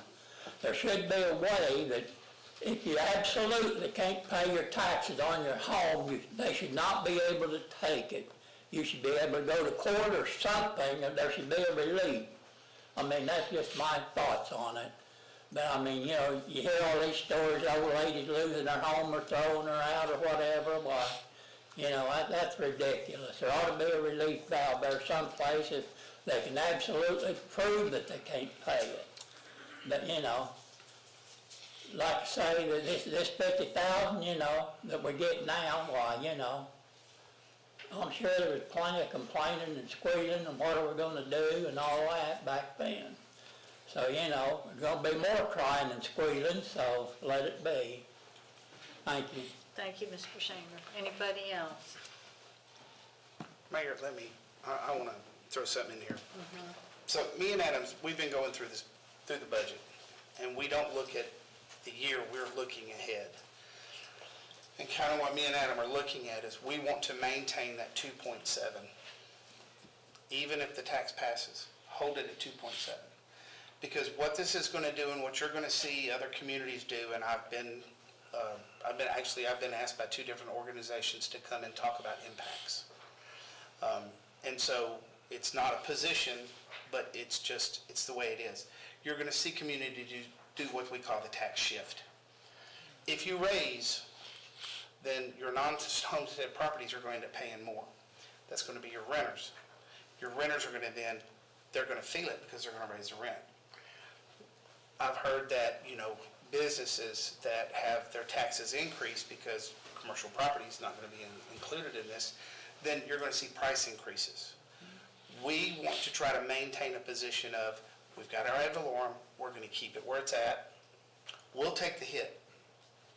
We've got money in reserves. We have long-term plans on how we don't want to touch them. I don't want anybody to think that, but we do have ample reserves that if we had a first-year issue, we could go into some of those if we had to. But the goal here is we want to just maintain that.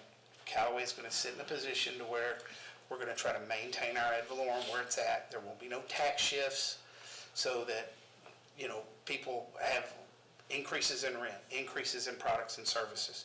We want to maintain that, and that's kind of what me and Adam are doing. So unless the commission, and we can talk about this at budget time because we are trying to look ahead. I know we're only talking about next year's budget, but we have to look ahead because we are going to end up if it passes, over 2 years, we're going to lose about $900,000 out of our budget. And that does take, that's a hit no matter how you look at it. But we can survive the hit. And you're right, we're going to do project scheduling. We're looking at our equipment schedules and stuff like that because we do not want to drop our services in any way to the public. And we think we can maintain it at 2.7, and we're going to just try to smile and bite the bullet. And we'll bring you budgets that are going to be balanced, and we'll make it work. I don't foresee some of the other cities having this attitude. Nope.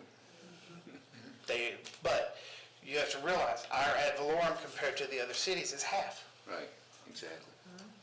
So we're not taking a $2 million hit to our budget. A lot of people don't realize that. They don't, that's right. But we're gonna try to maintain the attitude of, let's maintain what we've got. That way, we take a position early, and that way we don't have the knee-jerk reactions that we're gonna have later on by just saying, oh, well, we'll tax shift over to something else. So I hope that kind of, Total support of what Eddie said, and I think the 900,000 he's talking about is worst case. Because in the meantime, let's say it is 900, but in the meantime, we're increasing our tax base too, so that 900,000 will decrease because of that. So, because all the new houses are worth way more than 250,000, and all the homes sold will be over 250,000, so that will increase the tax base a marginal amount, so. Okay, well, to get us back to the trim notice. I think everybody commented that wanted to comment. Did we want? Adam, did I misspeak on anything? You okay with everything I said? Yeah, I think it's good. Okay. So would somebody like to make a motion regarding the trim notice and the rate, the max rate? I'd like the motion to approve the certificate of maximum ad valorem tax millage rate for the fiscal 26-27 at 2.7000. Second. Okay, we've got a motion and a second. Is there any other discussion? If not, we don't need a roll call on this, so all in favor say aye. Aye. Any opposed? Okay, motion carries. You're right, Commissioner Pelletier, that wasn't near as bad as it has been in the past. No Okay, arguments this year. I love it. let's go on to agenda item number 10, Civic Plus Recreational Management Software. This is the item that was tabled at the last meeting. So, City Manager, would you like to take this one? I did put out an email requesting information. We did not receive any additional questions, but I'm going to let Tim come up, and we actually want to go through and talk about what the software does. And so Tim is going to give a wonderful PowerPoint presentation for everybody. It's only 73 pages long. I will try to do this very quickly, but would like to just hit on the points. It's only 4. Kind of the goals that we've set to try to accomplish with this software is to move facility reservations online and reduce manual work, to centralize all the field and facility rentals across all the major assets, to create a fair reservation process for high-demand courts, to keep staff control through pending approval workflows, to handle overlapping facility rules automatically, such as pavilion with the football field. There are things that we rent out that, we always have to think about what's connected to it, that we don't rent the pavilion to someone else that we're renting the football field, but we'll have control over that. To improve the payment, deposit, and refund workflows, which is a big one. And I'll get more into that later. Replace the Excel-based field scheduling with the shared calendars. It would all be on one calendar on the city website. This would improve reporting communications and the ADA accessibility. Right now, sort of the current state of how our Parks and Recreation works. Managing the rentals and facility usage across 18 sports fields, 2 buildings, and 11 pavilions. It's mostly a manual process, with residents having to contact the department for availability, then sending forms to them, or they come in and fill out in person. Court demands is becoming higher with tennis, pickleball, sand volleyball, and basketball courts. And this is something that we don't currently reserve, but we're looking at doing that. Youth sports are handled mainly through our volunteer-run recreational leagues. The city's providing the field space and the oversight to make sure that our leagues are run safely and function effectively for the benefits of all participants. The conference center room rentals have many add-ons and discounts for multi-room rentals, and these are all things that would be addressed. We're using multiple calendars right now to manage what's going on across all our different facilities. We have many events that people would like to be able to pre-register online, and that would also be covered under this software. Sort of the current challenges for our recreation department is manual availability checks. Right now, everybody calls in and kind of finds out if something's available, and if they wait a few days, then we have to recheck. And residents cannot see what's available on their own. They have to call. The staff checks calendar forms are completed, taking up a large portion of time for staff that could be used elsewhere. Staff time is being pulled away from higher value department work. There are many things staff could be working on instead of checking availability. Every phone call takes away from operating and maintaining the parks, the fields, the buildings, and preparing for events. High-demand courts need a fair reservation system. Court demand is increasing, and without structured reservation process, the city has no easy way to prevent court hogging or reduce disputes or create a fair experience for residents. No-shows and unpaid holds create revenue and availability limits. We have experienced situations where people complete paperwork but do not pay. This creates possible revenue risk and can block another resident or organization that's ready to move forward. City needs approval, control, not completely automatic booking. Self-service is important, but staff control is equal as important. The city still needs to review who is renting, what the event is, whether it fits the venue, and whether additional fees or requirements may apply.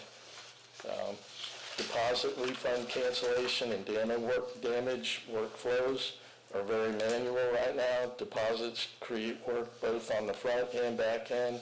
Staff must inspect, calculate deductions, explain deductions, and then coordinate with finance and do a direct pay for the customer. And then, of course, managing the customer expectations around refund timing. Currently, we have to do a check request, and it could take 2 to 3 weeks for someone to get their deposit back. With the online system, it would be automatic within the day after they have their event. If everything's cleared, it would be credited back to them. Reporting, communication, and accessibility is currently kind of fragmented. Department has operational data, but it's not centralized in a way that makes reporting, outreach, surveys, grant support, and leadership visibly easy.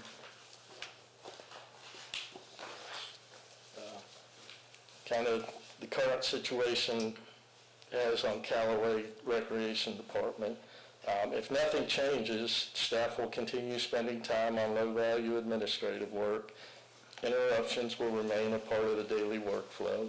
Scheduling will remain somewhat fragmented. Double booking or operational conflicts remain more likely. On-court frustrations could increase. And residents continue having to contact staff before they can act. With the modern system we're looking at, we would move the rental experience online while keeping staff control. Reduce phone calls and walk-ins and repetitive availability questions. It would centralize all major rental assets into one system, create a fair and enforceable court reservation process, improve payment, deposits, and cancellations, and fund transparencies. It would support accessibility needs while improving resident communication and strengthening report for finance, leadership, and grants. A couple of the things there, you know, we're trying to solve a problem with our courts, with tennis, pickleball, and basketball. You know, we get a lot of use there at certain hours. It's not all the time, but it's in the evenings and on the weekends. And there's people that show up quite regularly and the courts are taking, and so we want to be able to set up time limits, and we would be able to do that with this system. They could do that online. Another thing is all of our things, all of our GL codes would be, for the budget, would be attached to this, so we wouldn't be manually bringing paperwork to City Hall with payments. Everything would automatically go right into the system. You know, and of course, some people aren't good with the online stuff, and we get that, and you know, we'll still be able to help those customers in the office. But this would kind of, one of the things, especially on the buildings and the pavilions, it would be like as if you were going to rent a hotel room. You know, when you go online and see it's available, and you can immediately go ahead and get it reserved, and it, you know, and we would get notified, and you know, it would simplify the process quite a bit. And that's kind of what we're trying to look at, working a little smarter and not harder, and make it not only easier on staff, but easier on the users of all our facilities. Any other questions I can answer? It would seem like this may even increase rentals, It- just because it it'll be so much possibly easier could. for people to do it. They're Tim, going to do a other cities in the 5% area that are increase. currently using systems? Yeah, and right now, Panama City uses this same program. Panama City Beach uses the same program. Lynn Haven has a program. It's not this program, it's Community Pass is the one that they're using. But, yeah, so we don't have a program. I mean, we can do what we do. It's working. It's not, I don't feel like it's the best, and this is, we were looking for a solution for our courts and started realizing there's solutions for a lot of the other things. Is the Lynn Haven one compatible with ours? Can we use it? Well, Is it software compatible? Community Pass, well, it's a separate, whereas this is part of Civic Plus, so it's compatible with our current website system. I know ours is, but the Lynn Haven one, we could use it separately?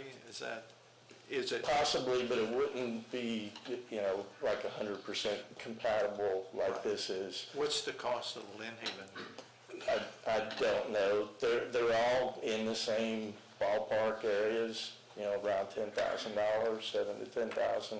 For the first year? To get set up. And then $7,500 for the second year, plus a 5% increase from that point on? Right, that's what the price is for this.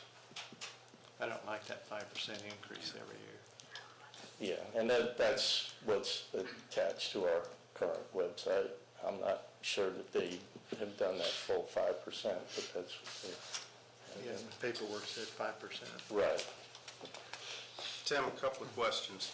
You said that the city will still have control over it, so if a citizen wanted to reserve something, they're not fully reserved, it's like a soft reserve until y'all have had time to Right, review until, it? and we would get an alert immediately, and, there's three of us that kind of handle those things, that, we would be able to approve it, or if we needed to contact them and ask more questions.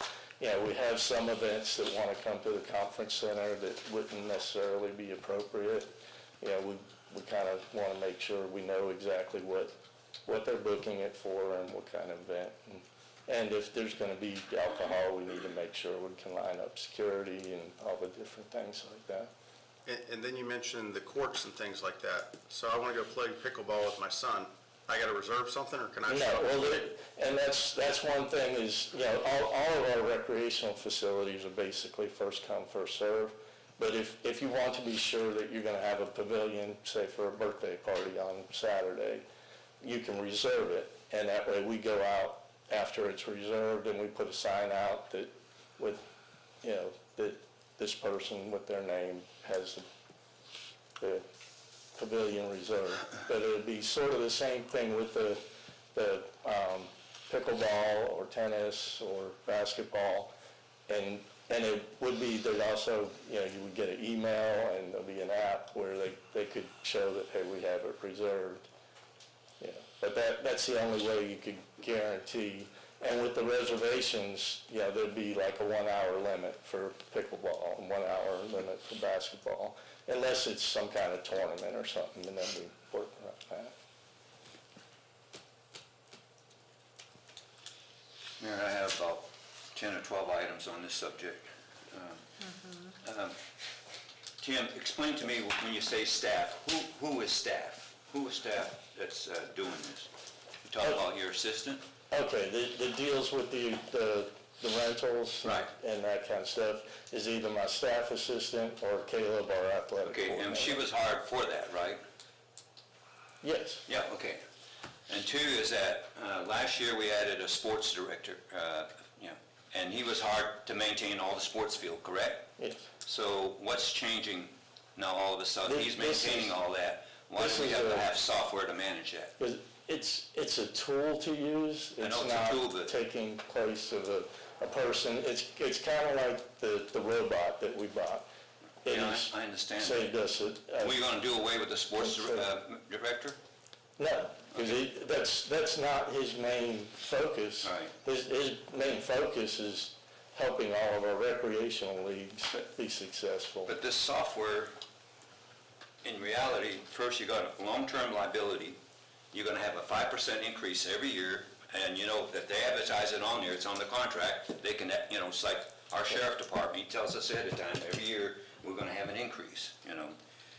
Two is, you know, our facilities have always been free to all of our citizens. It's always first come, first served. Who's going to enforce that? I made a reservation, and I go down there to play whatever, and somebody is there. Who's going to enforce it? We're going to call the sheriff department? No, we typically do, you know, with park ranger. And you're going to run people off?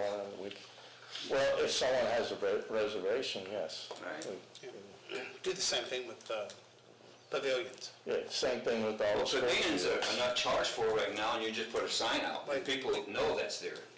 We do charge. We do charge for the pavilion. Yeah, for a pavilion rental, yeah, we charge for a pavilion. For a reservation, right? That's just because they're gonna have a group that's gonna show up.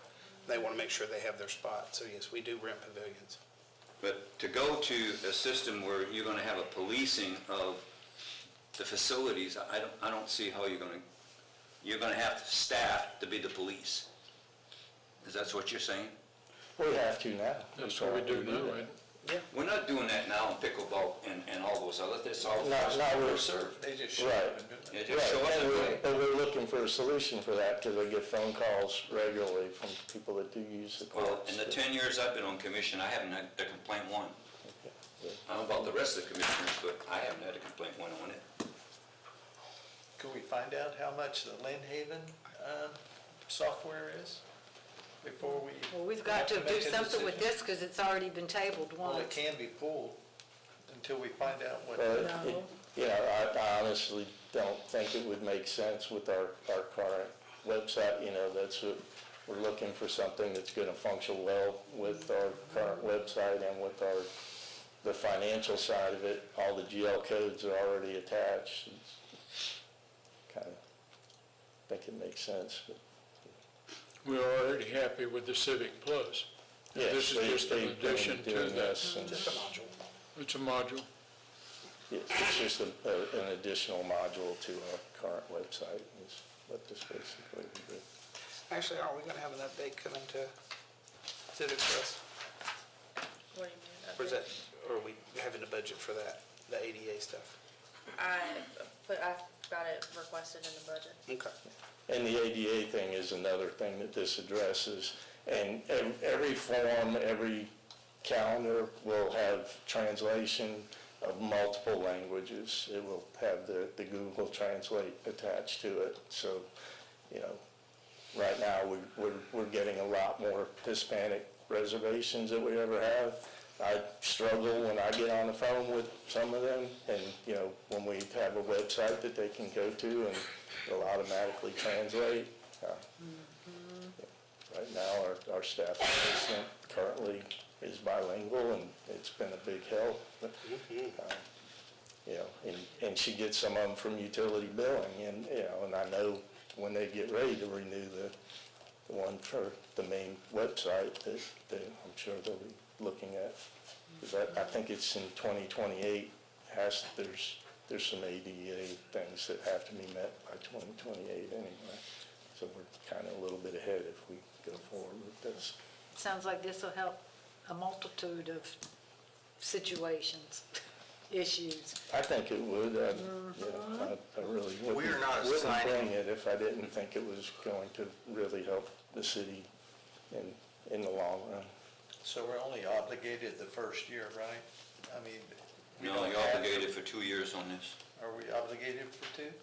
Yeah. Sign up a 2-year contract. Can we make it 1 so we can have a trial period? Well, the first, we're going to spend a couple months getting everything completely set up with them, because they'll do training, and we'll be sending them all our forms, and they'll be, making it all work and doing all the, a lot of this has to be created. I mean, they do this statewide. They have a lot of, well, countrywide, basically. Yeah, but Civic Plus is one of the largest Civic Plus website handles, providers for a cities. huge percentage of the cities. With us voting on the software, we're not setting fees for any of the stuff. Of course you at this are. point. Right now, we're setting, this is how much we're going to charge for each thing. I don't think we are. We're just voting for software to help do it. So we currently have fee schedules Right, for we do. rentals and stuff like that. The only thing I don't think we have fee schedules for would be if we look. Yeah, we would have to come back with an amended fee Yeah, schedule. we would have to come back with an amended fee schedule. Yeah, I don't know if we want a fee schedule for those courts. Right, but that's a future, That's right.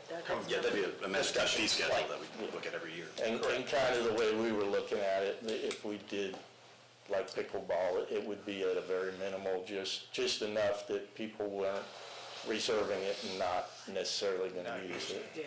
Yeah. I've been here long enough to when I first started here, they actually weren't charging residents for the community center. And we did have certain ones that would reserve dates and didn't even show up. And, that was one of the things. I mean, if the pickleball courts and the basketball courts are an issue, we don't have to put them on there.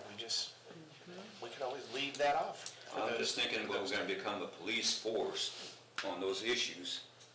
I can understand the community center, and I can understand, up here, Well, and we already are the police for the pavilions.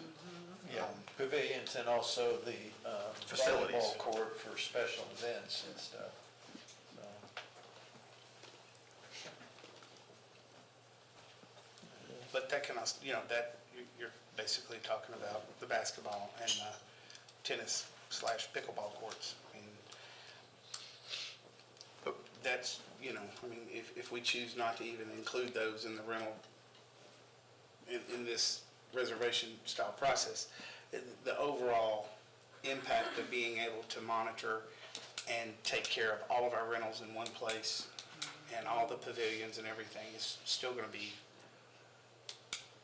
way outweigh just 2 courts. So, that's something that we can discuss at a later date. the only place where we have issues with pavilions up at Gold Park, correct? We're not having any issues at Veterans Park. As far as, Rentals? Pavilions. Yeah, we rent that out. I know, but we're not having issues well, what kind of issue? as far as conflicts. I don't think we're really having conflicts too much as far as running people out of. No, and typically when we put a sign out, we really haven't had a problem. Right.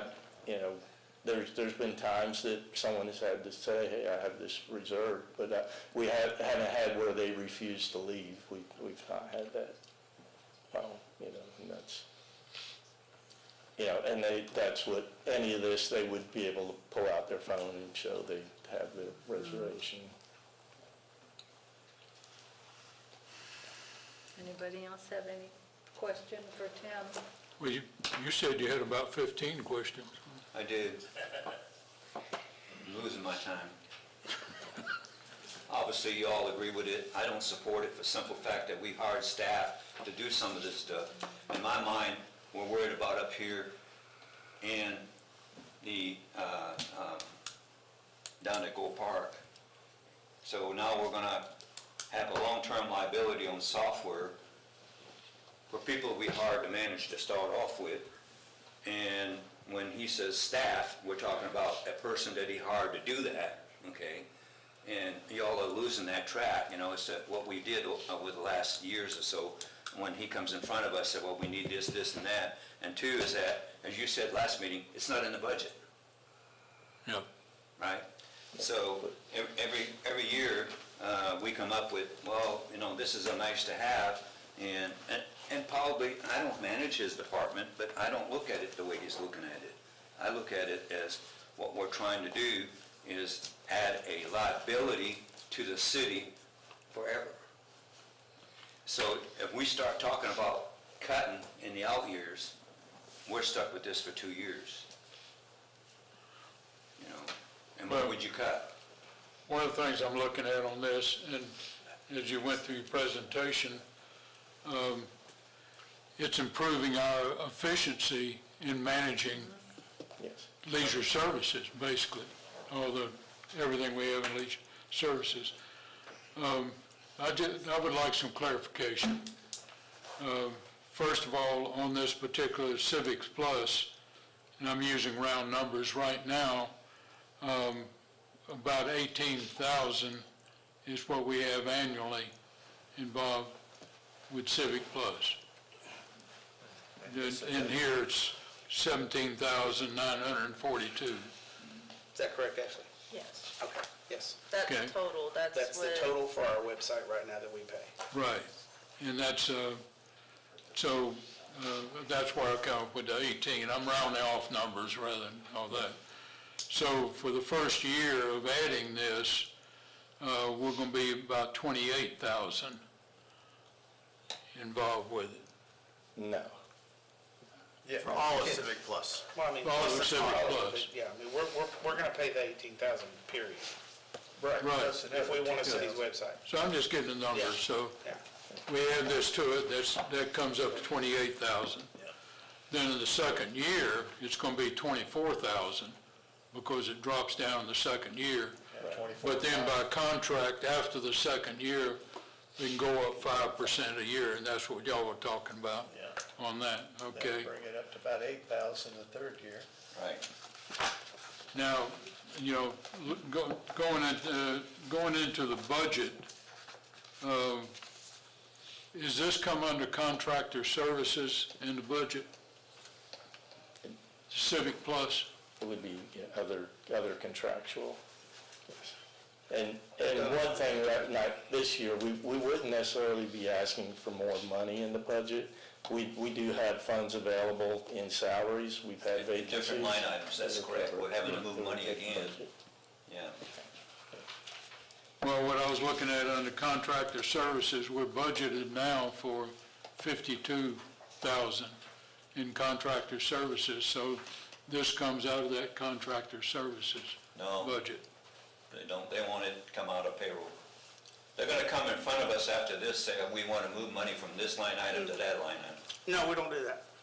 Well, We how- don't how are you have gonna fund to, it? we move money interdepartmentally all the Right, I time. know, but it's not gonna come out of contract services. No, we're not increasing this year's budget. We will find it in other line items and we'll move over to cover That's it. what I'm saying, we're still gonna move money from But one if line you've item got to other another. contractual services in your line item? Yes. But Is that's the where- website in there? What's that? But the website's not in your budget, is it? No, it's not. No, it's in, It's, I'd have to check, it's either mine or general government. okay, it's probably under general government. Yeah. It's in general It's government? in general government. Okay. But we will put this into Tim's budget. Okay, It'll you'll go be putting, into his budget. you'll be putting the 10,000 and then the 7,500 second year, that goes into your budget. Correct. The rest of it, the 18,000 for for Civic Plus. Is that right, or is it gonna fall, Adam, is that right, or is it gonna fall under other contractual services for general government, period? No, this would be under his, this would be under other contractual service for his department. Okay. It'd be used for his purposes only. So if we were using it for everybody, like if the water department was using it, we'd probably put it under general government, but this would be for his department only. Okay, for this one, okay. So the 18 is involved, the 18,000 currently for Civic Plus is not in your budget to begin with. No, that's correct. Okay, all right. See, I was unclear about that. Okay. Did you pull the budget? What do we get on rentals per year? What do we budget for rentals? He sent it to me. Yeah. I've got that figure. It's This building is free. 74,000, almost 75,000. Yeah, we're currently at, on our rentals at 71,464 for this year. Is that for all rentals? And that doesn't include everything that falls under the miscellaneous, and then we have about another 60,000 there, so. Yeah, I was about to So say, we're around 130. yeah, about 130,000, right? We got 42 so far this year. Okay. Okay, I'm good. I'm actually good with doing this. So, because I look at the efficiency that's involved. Yeah, and like. We got the same number of people. We're not losing any people. We got the same number of people, but we're making those people more efficient. And the people that are using our systems, giving them an opportunity to them personally be more efficient. And like currently, the staff assistant helps a whole lot with the rentals on this building. And we rent a lot of tablecloths, chair covers, things like that. And so a lot of times she's over here at this building, ironing tablecloths and chair covers and putting them on. And trying to deal with phone calls of, people wanting to know about dates that are available and things like that. So it would just make it more efficient where there wouldn't be as many interruptions. We'll always have phone calls and people that just show up, and we're fine with that. We're glad to help people, but we're also trying to accomplish a lot of other things all the time. Anybody else up here? Anybody in the audience want to comment on this? Yes, ma'am. My first question is, there's gonna be a merchant fee for payment online. Who's gonna get that merchant fee? Two, you're pitting citizens against each other, and that's a terrible attitude to take. Somebody's playing basketball or tennis or pickleball, whatever. Citizen goes up there and shows their phone, oh, I got a reservation. Now you gotta fight. Now you got citizens saying, well, sorry, we were here, we've been here. You're pitting people against each other. Some people are gonna be able to go online and reserve this. Some people don't wanna do that, they wanna call. And he said they're still gonna be able to take the calls. So now you're doing two things, but paying more. You're doing the same thing plus extra, paying more. Now, you're saying you're gonna use vacant salaries to pay for this.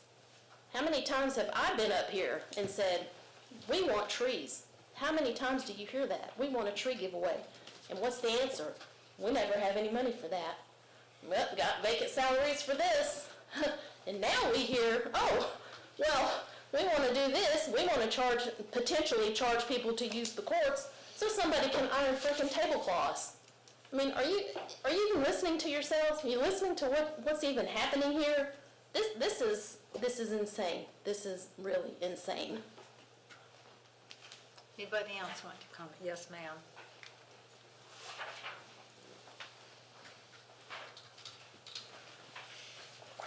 Teresa Langston, 6031 Lane Street. I'm trying not to duplicate because I know y'all asked some of the questions I have. My thing is about the vacant positions. What vacant positions are we going to be using? Why are they vacant? Why are we not filling them? Because it seems like, more than once, we wanted to do something, I think the scoreboards or something, and, we got vacant positions, we can just go ahead and use that fee for. So my question is these vacant positions that we're using the money for the setup fee for the first year, are these empty positions gonna appear in the budget next year for more vacant positions just to hang out until we need something? Because, I mean, I find it highly suspect that we budget for salaries and stuff, but we don't hire people. You know, we just talk about how overwhelmed the workers are because they've got so much to handle, yet we have vacant positions and we're not hiring anybody. And like Commissioner Pelletier said, we hired people for these positions to handle this stuff. And now, like it was expressed, that they're over here ironing tablecloths and other things, when really we were supposed to hire them to be the assistant to handle the reservations and stuff like that. And unless somebody is physically on site, you're not gonna stop somebody hogging the courts. I mean, what, is somebody gonna be there, we're gonna call the number, and somebody from the city is gonna run up there, you know, settle the dispute, or, but then what are we paying in salary for people to do that after hours or during different times, you know, policing the courts, per se, for this? And should we be slowing our spending down, knowing what is coming around, or not even sure what is coming up the pipeline as far as the property tax thing, instead of just doling out money like we constantly do, meeting after meeting after meeting for, oh, we're in no budget on this, or, oh, we misquoted that, or, oh my God, we got this extra expense, you know, and we're just doling out extra money constantly. And so I think we should be, you know, but I would like to know how many positions we are using for this. And if they're going to appear in the budget for salaries next year, since we're getting ready to have our budget meeting for next year. Would you like to Oh, I'm gonna address address a those bunch. positions? All right, I've already said the pickleball courts, which everybody is all upset about pickleball and tennis. I've already told y'all, those can be removed if you don't want to get into that. We don't have to deal with those. That is very minor. It's just staff discussion that we feel like we see that there can be, that we've already starting to see conflicts of people wanting to use multiple courts and they're there for long periods of time and other people don't do so. If we don't want to put the courts in there, those can be removed. That's very simple. Now, as for vacant positions, we have huge turnovers in these lower level positions. The $17 an hour positions, Tim, I just threw that out. I don't even know what starting is. But we have turnover. And so when somebody quits, we start advertising. We fill these positions. But when you have lots of turnover during the year, and how many staff members have you got? Let's don't even get into that. But no one's asking for additional positions. But every time you have a turnover in any position, that's going to create a deficit in that budget. Because that might be 3 weeks before we get it advertised, get somebody in, do interviews, bring them in, do their paperwork, do their background checks, and then hire them, and then they start the following week. So you may have a 30-day lag in there for one position. Do that across multiple positions in a year, there's going to be a surplus in that budget. No one's asking for new positions. We're asking to be more efficient. Tim just said in this year's budget, he's had a lot of deficiencies. We've had lots of turnover. Some people don't even give us notice. They just quit and walk off the job. And then we hadn't even prepared. We haven't even advertised. So that, Tim just said in this year's budget, there is extra that he's not going to use in his budget. And that's how we could fund it this year and not have to ask for anything additional. And you're not going to see some major increase in the city's expenses next year over, in my opinion, a software issue that we're just trying to be more efficient with. That we're talking about efficiency for our staff, and we're talking about efficiency from the public's point of view, that they can go on and do a lot of these things that's tying up somebody's time. They do more than iron. They do a multitude of things. In fact, Tim's assistant, like he said, she does a lot of correspondence with utility billing when they come across somebody and they have a translation issue. They get her on the phone, and we, because she is our only bilingual person, I think, that we have in the city that we utilize for this. So, when it comes down to the court thing, if we don't want to put if the commission doesn't want to put the basketball and the pickleball court in there, that's fine. We can just let it be still the way it is now and be a free-for-all. And if some point people do start complaining to the commissioners, hey, we need to look at something, we can just add those in. It's just a matter of adding a couple of locations in. So that's just, originally, right now, we're starting to see these increases. We're trying to prep and be ahead of them. But this is just an efficiency issue for us because, yeah, we don't have a lot of extra people sitting in our budget that does nothing. We are stretched across the board. We try to maximize the amount of stuff that we can get out of everybody. And, you know, does Tim need an assistant? Daggum right, he does. I mean, he needs somebody to help answer phone calls and do everything. She does more than just this. And it's like Tim said, who handles it now? Her, him, and Caleb. Depending on who's next to the phone and who can get it. And you know, that's where that's coming from. We're just looking at it from an efficiency standpoint. But no, it won't be budgeted from a vacant position next year. We've tried to run as lean as we can across the board with personnel. And we have, 90 people in our city? 90 employees across multiple. And that may include commission. That includes Yeah, commission. and that includes the commission, yeah. So it's, you know, it would be in next year's budget, but no, it's not a deficit in salaries. I mean, every department has, well, not every, but a lot of departments, water departments got a deficit in their salaries budget because we've had turnover. Sewer has the same thing.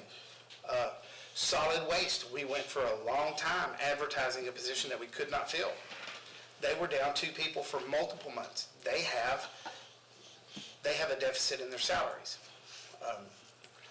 But anytime we do something like this, like we come before y'all have to approve it, and then we'll figure out where to put it in the budget, where to take it out of, because we're not asking for more money. We'll just redistribute. If we have a deficiency somewhere, or if we're under budget. Our goal is always to be under budget. We've never planned to be over budget. We haven't come back to y'all. In the 9 years that I've been here, I've not came to y'all and said, hey, we're over budget, we need more money, we need to take out of reserves. No, our goal is always zero budget. We do the best that we can, and then at the end of the year, and all during the year, I stay on these guys all the time saying, hey, bid these out. You can do better than that. We got to do better. We got to do better. And they always have performed and came in, and we're always under budget. And guess what? You don't budget for reserves. Why are we at 30% reserves? It's because these guys are cutting their budgets every year the best places they can, and that money rolls over into our reserves. And so Tim is asking for just something to be a little bit more efficient. And we haven't went through Tim's budget yet, so I can't see what kind of an increase we have, if there is going to be any, because we are thinking ahead. We are looking at next year's budget. Even though it's not going to be affected by the property tax, in November, we're going to know. And I hate to say it, I'm planning worst case scenario that it's going to pass. I know a lot of people are going, oh, it's 60%. You better plan for it. And you've already seen the other cities, they're already knee-jerking, and we're trying to take a stance up here saying we're staying 2.7. I don't want the city to go, oh my God, we're bankrupt. No. It's going to hurt, yes. We'll make it work. And we can make it work with his $7,000 software. Sorry, didn't mean to get too passionate. Anybody else want to? Me. Come on, Tony, what you got to say? Can I say something real quick? Well, let Mr. Bostic. Okay. Okay, go ahead. He said go ahead. On the efficiencies, the part I don't like is we're paying $10,000 for software this year, and we haven't purchased it. And then next year, we're paying $7,500 for the same software. We still haven't purchased it. And we still haven't purchased it. And year after, it's almost $8,000 We still haven't for purchased this, and we still haven't purchased it. What do you mean you haven't That's, purchased? I've been a computer You're not guy. buying software, you're gonna continue to pay that you're renting software. I've been a computer guy since Thank I you. was 19. My biggest complaint with these software companies is that they used to sell you the software, Right. but now they only rent it to you. Yeah, it's always software. And That's- Cloud-based. Everything is if we want cloud-based. to renew the software, then okay, we should pay a fee. But what if we are satisfied with the way it is? So I disagree with us doing a continual basis on this, so I'm with Bob. Well, you've stated your own argument on that, is that that's the way software works these days, whether it be Well, I didn't defeat my own Microsoft argument. Windows or, I'm telling you you know, that any of that. it's not right to do it that way. They operate our whole website for 50% more for something that doesn't do even close to what the website does. And they actually manage the website. They're not gonna manage crap on this software. What they're doing with it, they're gonna turn it over to our people, they have to manage it. They have to train our people to do their work. So, I disagree. And so we're looking at 2 years. I'm gonna jump in here. Two things. Number one, your financial software for the city of Springbrook. We used to own the software, and then Springbrook quit supporting it. Now it's a semi-cloud based. When we log into Springbrook, it actually downloads into our system and it opens a window. That's going away within the next 18 months. And we're going to another version of this called Cirrus. This isn't our choice, it's already there. It's not gonna be an increase or anything, but it will be completely cloud-based. Now, there will be more stuff having to be done on Tim's system than will have to be done with our website. Our website, what do you do on that, on our website? What do you have to do daily? They manage Daily? the website. Well, they don't change anything on the website. If you add something to the website, that's my department. If we put notices out, that's me. But they manage When we're the software updating- and they make it work properly. And then if you have a problem, you tell them and they adjust it. But it's the software But, adjustment. this is just a module added on But to that it, has so they nothing to would do with still. what we're talking about. But you just said that they have to do all these things on our But current they don't website. have to do it Actually, with they this don't do software. anything This with it. software is set. My son could actually develop something that would cost about 1/10 of what you're doing and actually work probably much similar to what Lynn Haven's doing, and not cost you everything, that much every year, another $7,500. I'm sorry, we don't look at Lynn Haven's stuff and go off of what Lynn Haven does. I don't even know anything about their software. Why do When you Tim even looked look at the Lynn when Tim Haven price or that software to see if that's usable by us? It may be half the price. So I think you're Tim, not did you quite look into prepared. that at all? No. Did you look into that one? Lynn Haven's? Not on their cost for that one. Not on their cost, yeah. It's not It's what? compatible with what we're. Yeah, it definitely would not be compatible.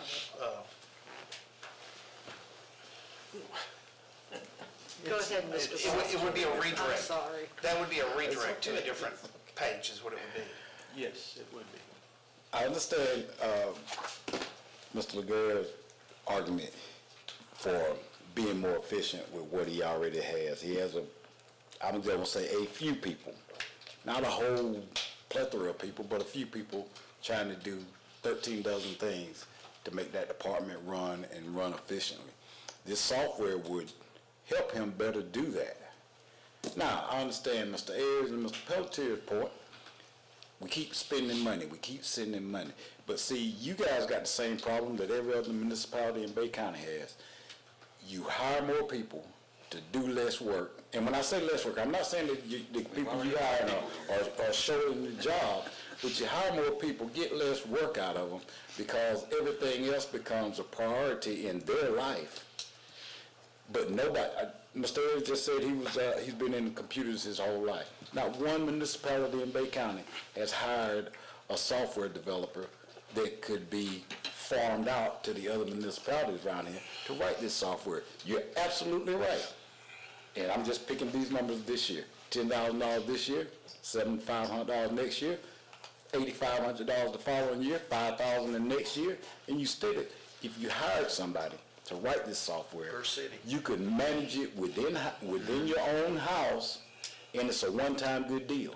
whether you pay him $65,000 a year or $45,000 a year to write, develop, and maintain that software, you own it. It's your, and I'm just saying, it would be better to do that. But, and that's not a fix for today, but right now, Mr. Laguerre needs that efficiency. And so I say, yeah, do I agree it's gonna cost you money? Sure. But it's also, I think, the efficiency that you abide with this for right now for Mr. Laguerre, and as he is kind of the front-facing side of the city. If the Parks and Rec doesn't run, everybody complains that you can't get the bathrooms open or toilet paper there, you never can get a pavilion. He's your front-facing guy there. So I say, yeah, we don't necessarily, and I do agree, Mr. Ayers, with you and Commissioner Pelletier about the cost over time. But right now, we need efficiency, and we need to make it work for the city. And I think supporting this initiative with him and this software and with the city managers help and oversight, I think you can do it. I think you really can do it and still do what you're thinking. Thank you. Did we realize what a software developer would cost? If we hire a software, they're gonna start at, anyone that's worth their weight in salt is $100,000 a year. And that's And that's the starting thing. 150 in salaries and benefits, I mean. Yeah. Mr. Ayers, how much you want to start for a software? You couldn't afford Kenny. See, so there you go. It wouldn't be just for us, it'd be across Bay County. So that would be one of those things that's a synergistic effect where we could actually have them build something. The county has a program for a different agency that I work with, and it was locally developed, and they have steadily looked every year to get an off-the-shelf program, because that internal is just, it goes down all the time. We have so many issues with our CAD, and it's... But you say off the shelf, they buy it. No, and it's theirs.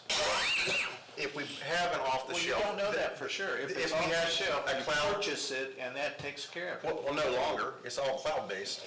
Microsoft is an off-the-shelf program, but it is something that is cloud-based now. You're not getting a disk from Microsoft. You're buying Microsoft 365, paying an annual subscription fee. And when you have that internal, if that person retires, who's going to maintain it then? So having the cloud base is a unfortunate expense that the population of the world now is just accepted that that's what we're going to do. You buy a car and you have to pay a subscription in some of them to have your heated seats. I mean, it is just something That's BMW, and they had to stop it. But you don't pay subscription for cars. You might pay it for radio or something. But when you buy your car, it's your car, and it's the same with software. If you buy your software, you should be able to keep your software. And I still have software that I've purchased, and it's still functional. It works just fine. Yeah, with that same software, if you upgrade it, it goes to the cloud. Yeah. And I know, I think you run Quicken, don't you? No, I stopped it. I went to Excel. But if you do Linux, you don't do that.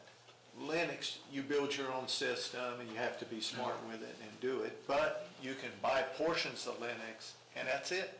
You don't have to pay for upgrades unless you want it. Right. So. Okay, would you get back? Get back to somebody. I don't like spending money. I don't. But I think we have to look at it from a financial aspect of it. His department, I mean, we look at it like this. We right now are going to project to make $2.7 million in taxes. $400,000 of that's going to go to the CRA, so we're at, a little over $2 million. 2.6. 2.6, yes. So our police department costs 2.5. Our fire department costs over $2 million. About 2.5. So what do we look at to get the money when we lose these taxes? We look at these places, and if we can officiate that and make it a little bit better, because we're going to have to raise prices somewhere. To make that more efficient, you're talking about a $7,000, $8,000 a year thing. I get it, but also this is where we're going to look to cover those deficits in this department. He brings in a lot of money into our general government, or the general fund already. And we're going to have to look to him and these other things, and I'm not talking about going skyrocket, but we have to look at it he's going to have to help cover that. So if we can get his assistant or anybody else hired, iron more tablecloths or whatever he's gotta do to get out here. I mean, if we can get something that makes it a little easier for them, gives them more time to do that, or come up with different ways to Or make hire money. an assistant that can do it without having to have software. But, you hire an assistant, you're talking Because about, we've already done it. well, you hire an assistant, you're talking about $30,000 versus $70,000. She's already been hired. But So what- why isn't she doing her job? But Why those- isn't that she money doesn't doing a just Excel go just through spreadsheet them. and do it? Right, well, the finance touches that, the way we work at it right now, I touch that money, I did a refund today, I touched 4 times, when it comes in, when it goes out, and I have 2 other people that deal with that as well. The efficiency on that is just gonna be so much better. But again, when you're trying to have someone, you take that assistant, have them create some other ways for revenue sources, and I think that's what he's trying to do with Yeah. the pickleball I and things don't like that. disagree with the efficiency. I disagree with the annual cost and the large amount, the $10,000, and then $7,500, then $8,000, then $8,000, then $82,000, then $84,000, because it's going to continue to go up 5% every year ad infinitum, and it's expensive.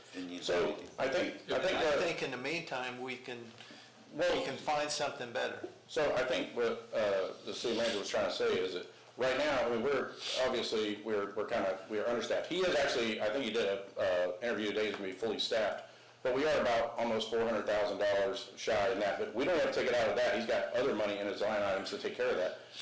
The thing is like, we're talking about, $7,000 that we can, or $10,000 that we can pay for out of this budget and then go forward with that $7,000. We do it for 2 years, it's gonna cost the city $17,000, we relook at it, is it efficient for us, and we fix it that way. Does it make sense for us? And that's the way you have to look at it, but for him to be able to make more money and help those deficits on our taxes, I think is the way. But that's not a guarantee he's going to make more. Right, and that's why, right. But Has nothing to do with making money. Yeah. well, I mean, it has a lot to do with making money. When we're talking about $7,500, you're talking about, we gotta do something. Well, it's 10,100 the first year, Right. it's 7,500 the second, and then the third year is going to be almost 8,000, and then it just keeps getting more and more and more. Well, we don't have to keep going over, I mean, we just do this 2 years, and we look at it, and we say, okay, is this doing it for us, is it not doing it for us? Are we getting everything we can out of our people, maybe realign a little bit, because like I said, we're looking for the future here, and I think that this will help us. Give me a personnel slot, and I'll give you the Right, software. thank you. You come in front of us, say, well, this person's gonna manage the fields, and all of a sudden, now, oh, wait a minute, we can't do that. We come at the end of the budget year, we'll have a budget meetings coming up, and we run the city like a government. Oh, we have excess money, let's spend it. But see, I look at it as, we have that person, but this is a tool for those people to use. I understand that, Mayor, but I also understand that, we've raised personnel in that department. For what? To manage those fields, to manage those facilities. So are we gonna give up people? We've got a couple other citizens that want to speak. Mr. Bohack, and then I'll get you, Ms. Custer. I thought he was raising his hand longer. Adam, thanks for your input, that's good. Appreciate you speaking. Paul Bohat, 7010 Mike Lane.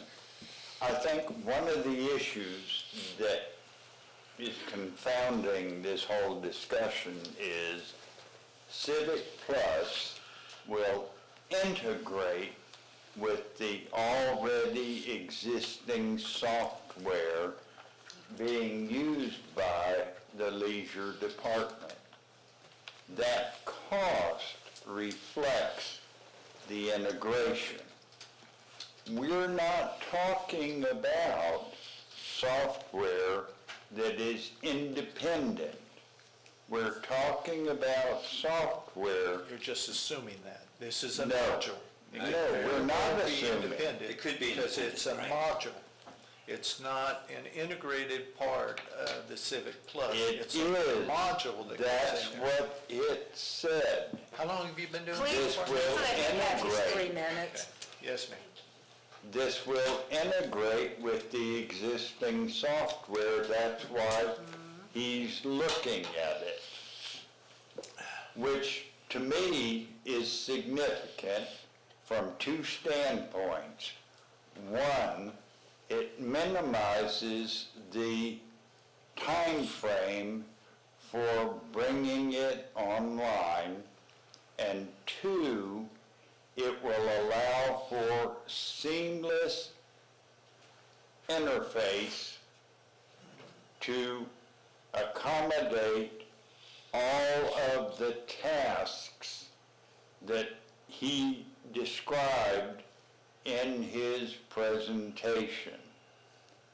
I've done enough work across a number of different platforms to feel that an integrated approach simplifies and increases the likelihood that the software will better meet the needs of his department than would the selection of an entirely different software that would have to be approached as an add-on program application. Thank you. Thank you, Mr. Bohat. And Ms. Custer, I know you wanted to say something as well.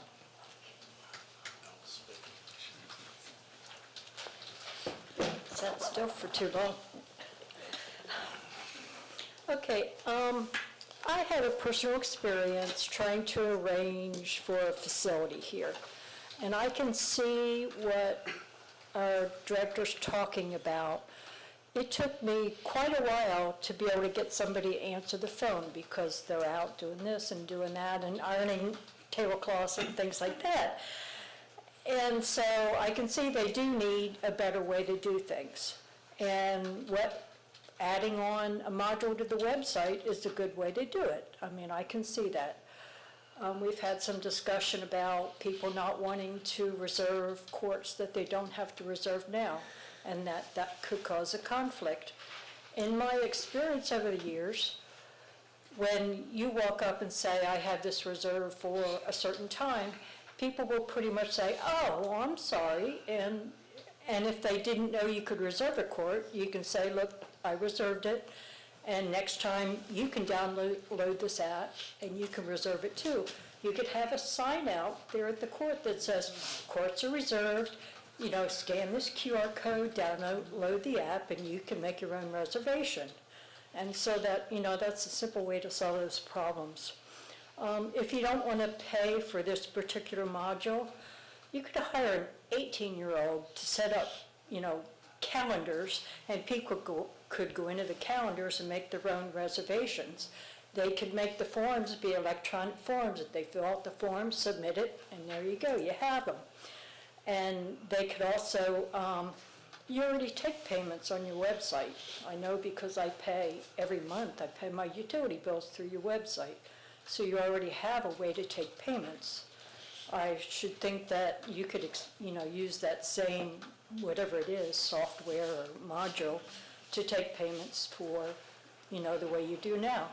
Or you could hire somebody like Ken's son to set up the calendars, to do this. So I'm just saying. Thousands of dollars. Yeah, I heard that. Yeah, he makes But, well, you could pay some 18-year-old kid $200 a week to just take their iPad, and when somebody submits a request, they click the button to send them the form, and they click the button to send them the payment, and they go ahead and pay and fill out the forms, and you're done.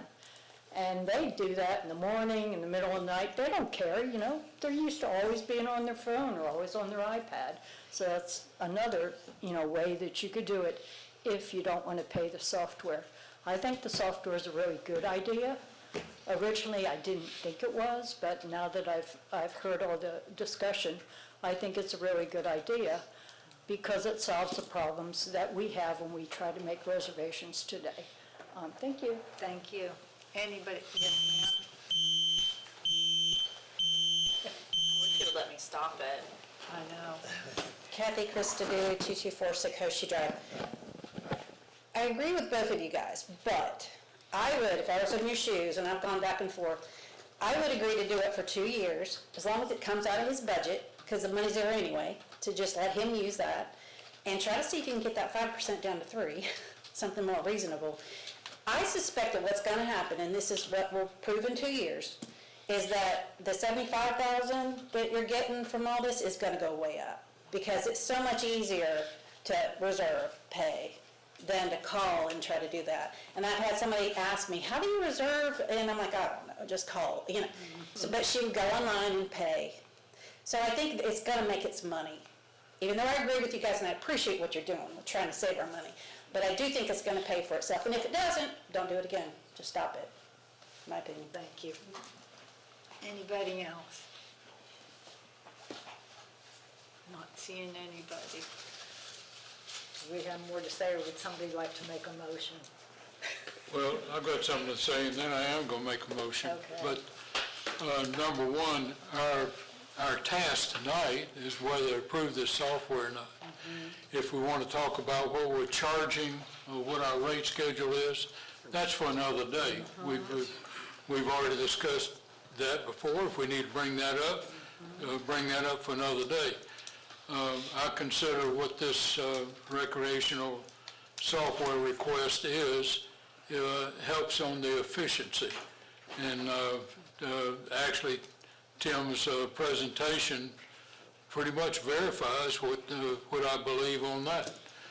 So with that being said, I'd like to make a motion that we approve this, but with the understanding, this is, what's being presented to us is a 2-year situation. Now, if we want to go to a different program or hire high school students and all this other stuff that's been brought up in the last hour, we can do that in the future. But right now, today, starting tomorrow, or whenever we can get into this module, et cetera, and start looking at the efficiency that it does present.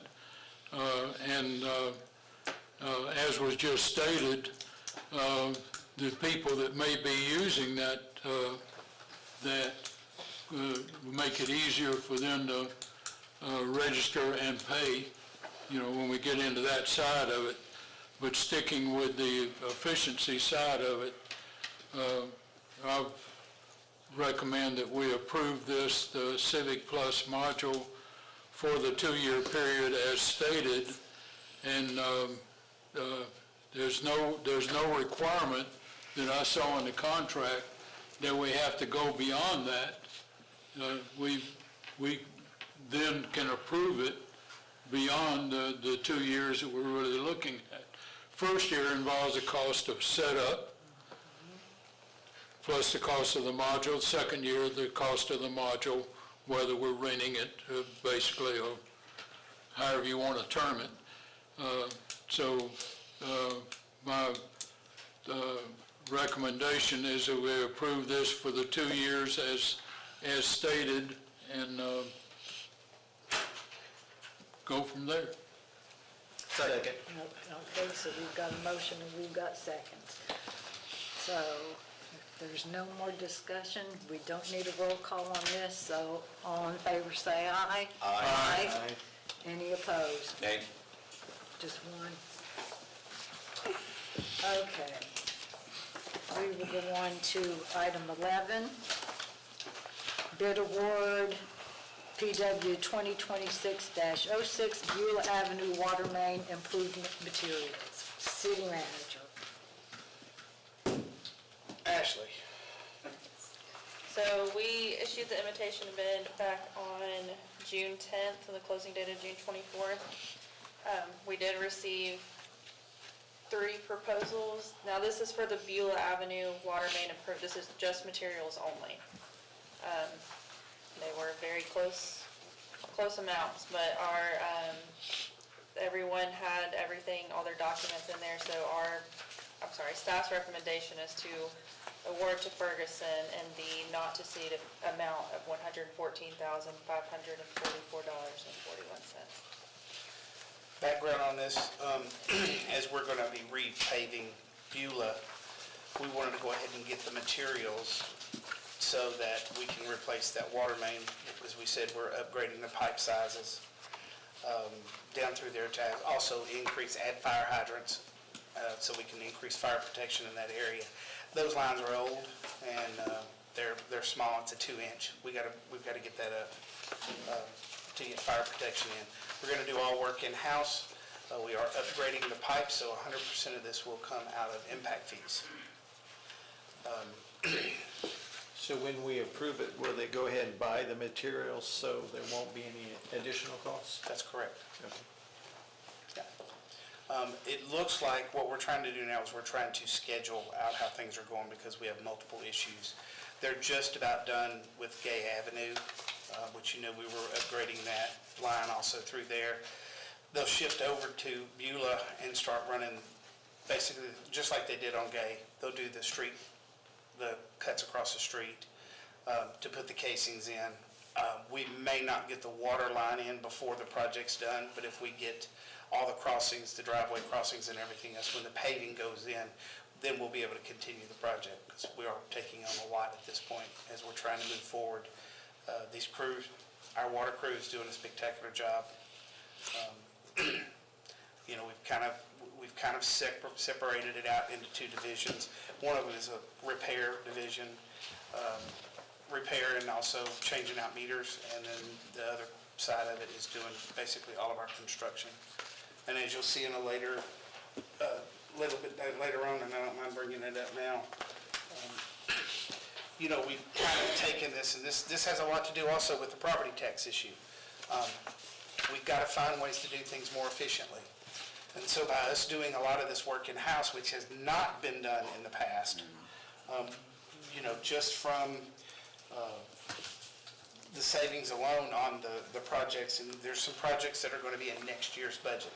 Lanny Row, we have an issue over there. We have a very small line. It's a single feed.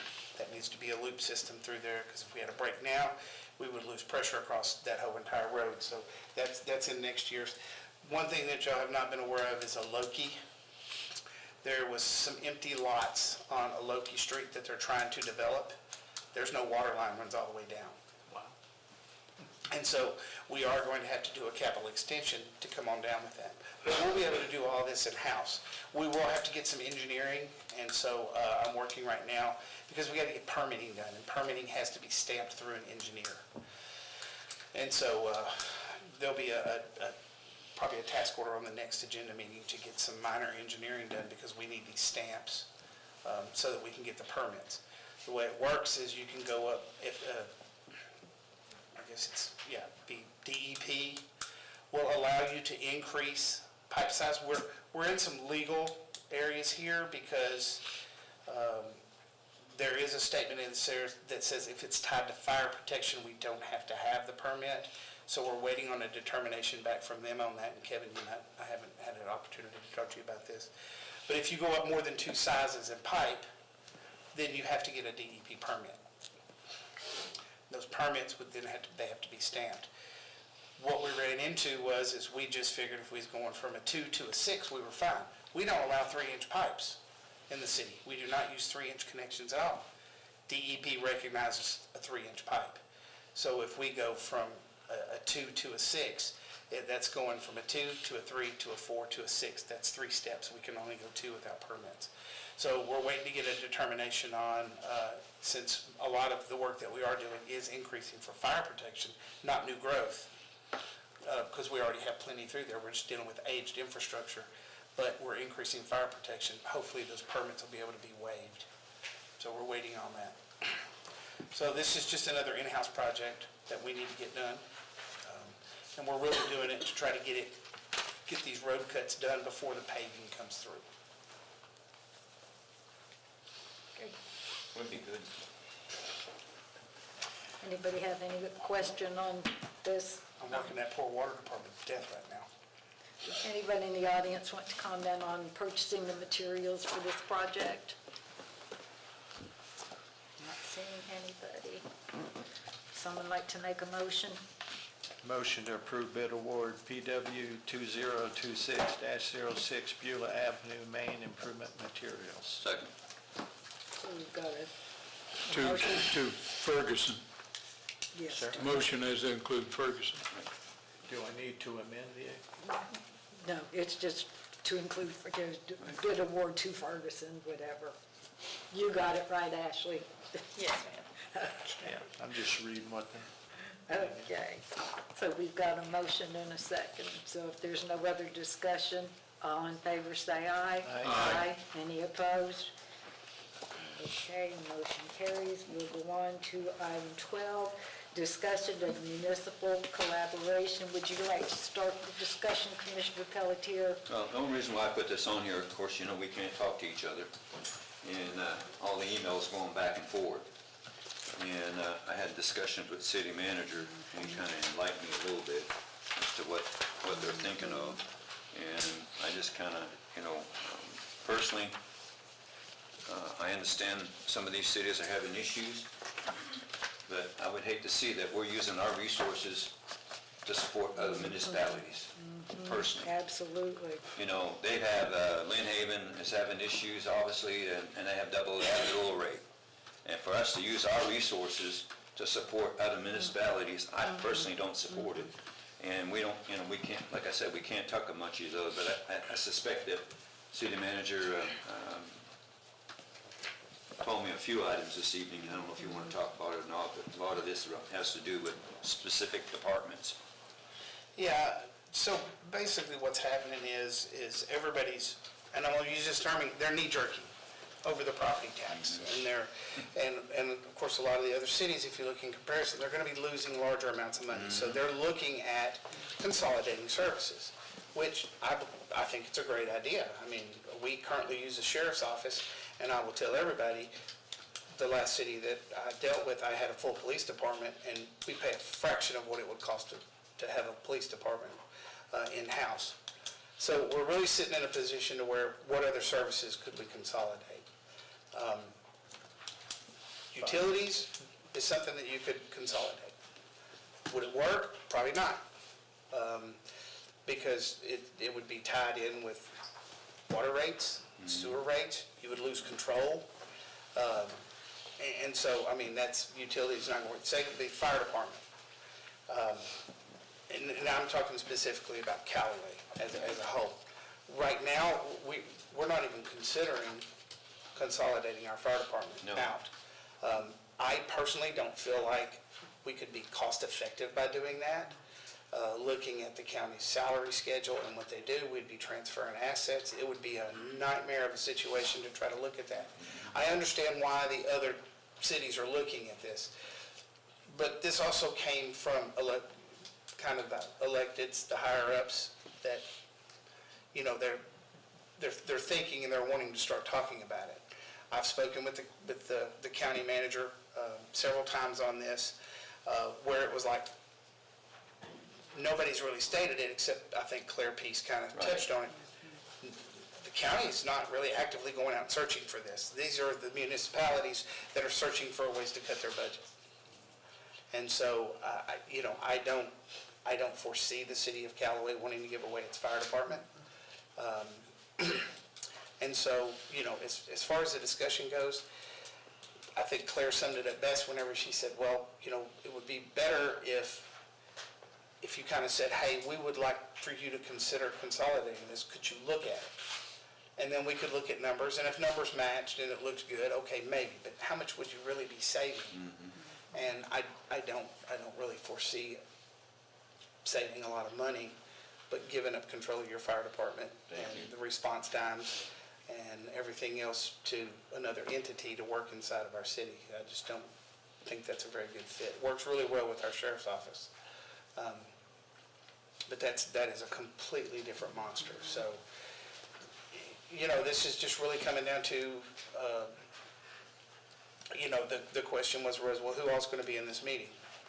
Well, any elected officials that want to be there, or you could send one official. Well, that's going to pull this into a public spotlight. You're going to have media and everything else. You better know what your city wants before you walk in that meeting and start talking about it. And who's going to be the one that's going to do it? And are they going to be, So now you're talking about, we would need to have public meetings. Is this something we want to do? So that then we would take it to the county. Right. It's just putting everything in the spotlight, and I've heard it said before, and I'll say it now, that this is a good example of putting the cart before the horse. Right.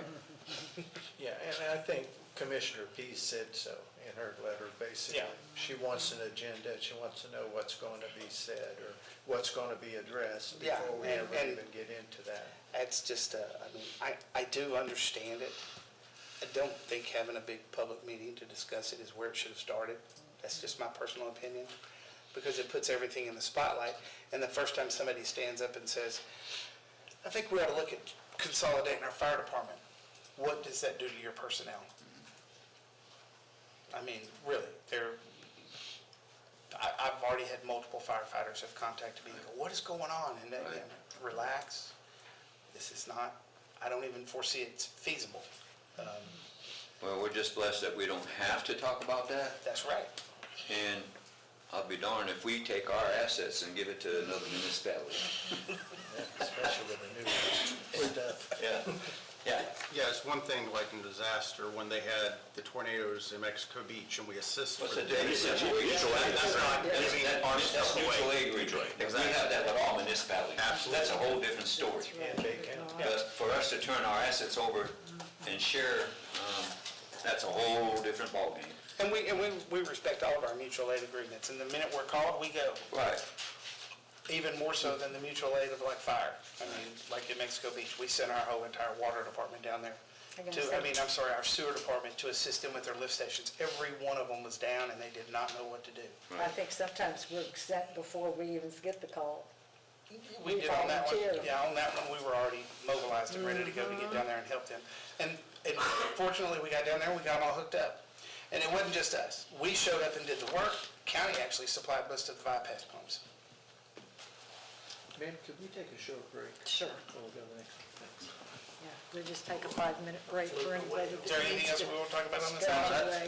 I just wanted to bring it up in the open, thinking that everybody else is thinking the same way I am.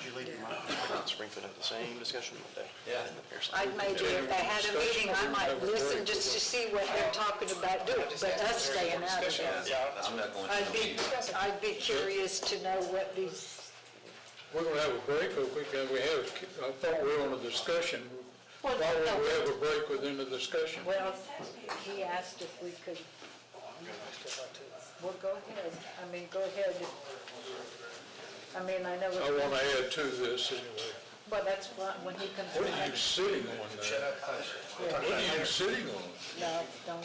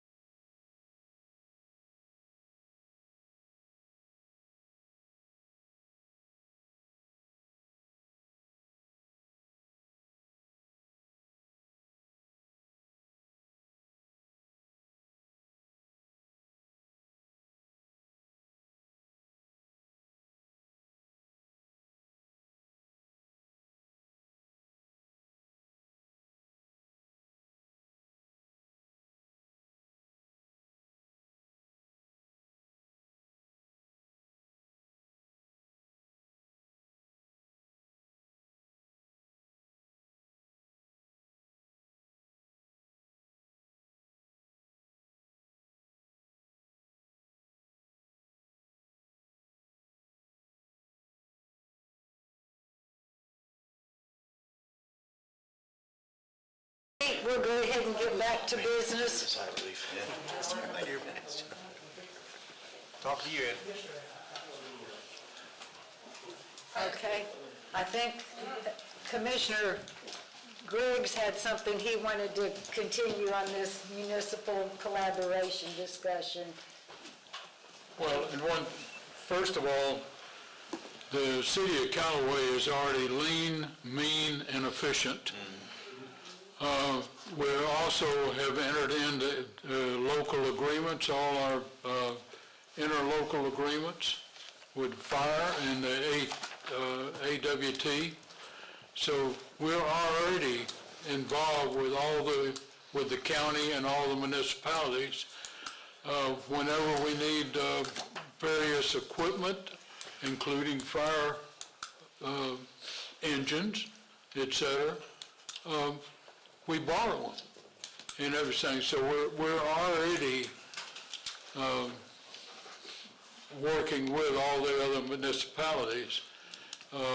We had looked at, and we'd had a presentation on Destination Panama City, which we're looking at potentially being Destination Panama City area and all that business, if we decide to get involved with Destination Panama City, that kind of thing. So those things are out there, but I see no point in even being involved in a discussion other than what we're doing now. So I see no point in even putting a representative in any kind of meeting that they're trying to do, because that gives weight to what we may be responsible for other than we've already agreed to. So That portion, I disagree a little. I think we should have a person there, only in a monitor status. And possibly, I think our city manager or the mayor would be there, and, you know, they're way too experienced to get trapped into something, so that's what I would. I would be there more as a spectator Yes, ma'am. than a participant. that's up to them. To the rest of the group. Exactly. That's up to anybody here, anybody can go to that meeting, Right. you know. But not as an. But not as a It's a public representative. meeting, No, no, not as official status. Right. Anybody else want to say anything about No, that? just Anybody put in it the on there audience so we want can to have say that discussion. anything? Yes, sir. Ms. Langston? You go. You already know who I am, so. Yeah, I think I recognize you. The only thing I have to say about that is, I previously spoke with the mayor of Panama City, and it was during the time when he was restricting citizen comment and changing and all that stuff, and, you know, and he pretty much told me that he didn't care about anybody's opinion that couldn't vote for him. Well, I'm a taxpayer of Callaway, I can't vote for him, so let him go to his taxpayers that can vote for him, and let them figure it out. We got it under control here. Thank you. Thank you.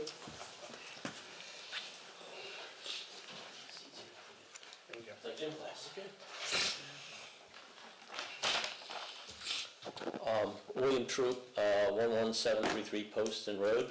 First of all, I want to say Callaway is such a well-run city. I think you should go to these meetings to show the cities how it's done.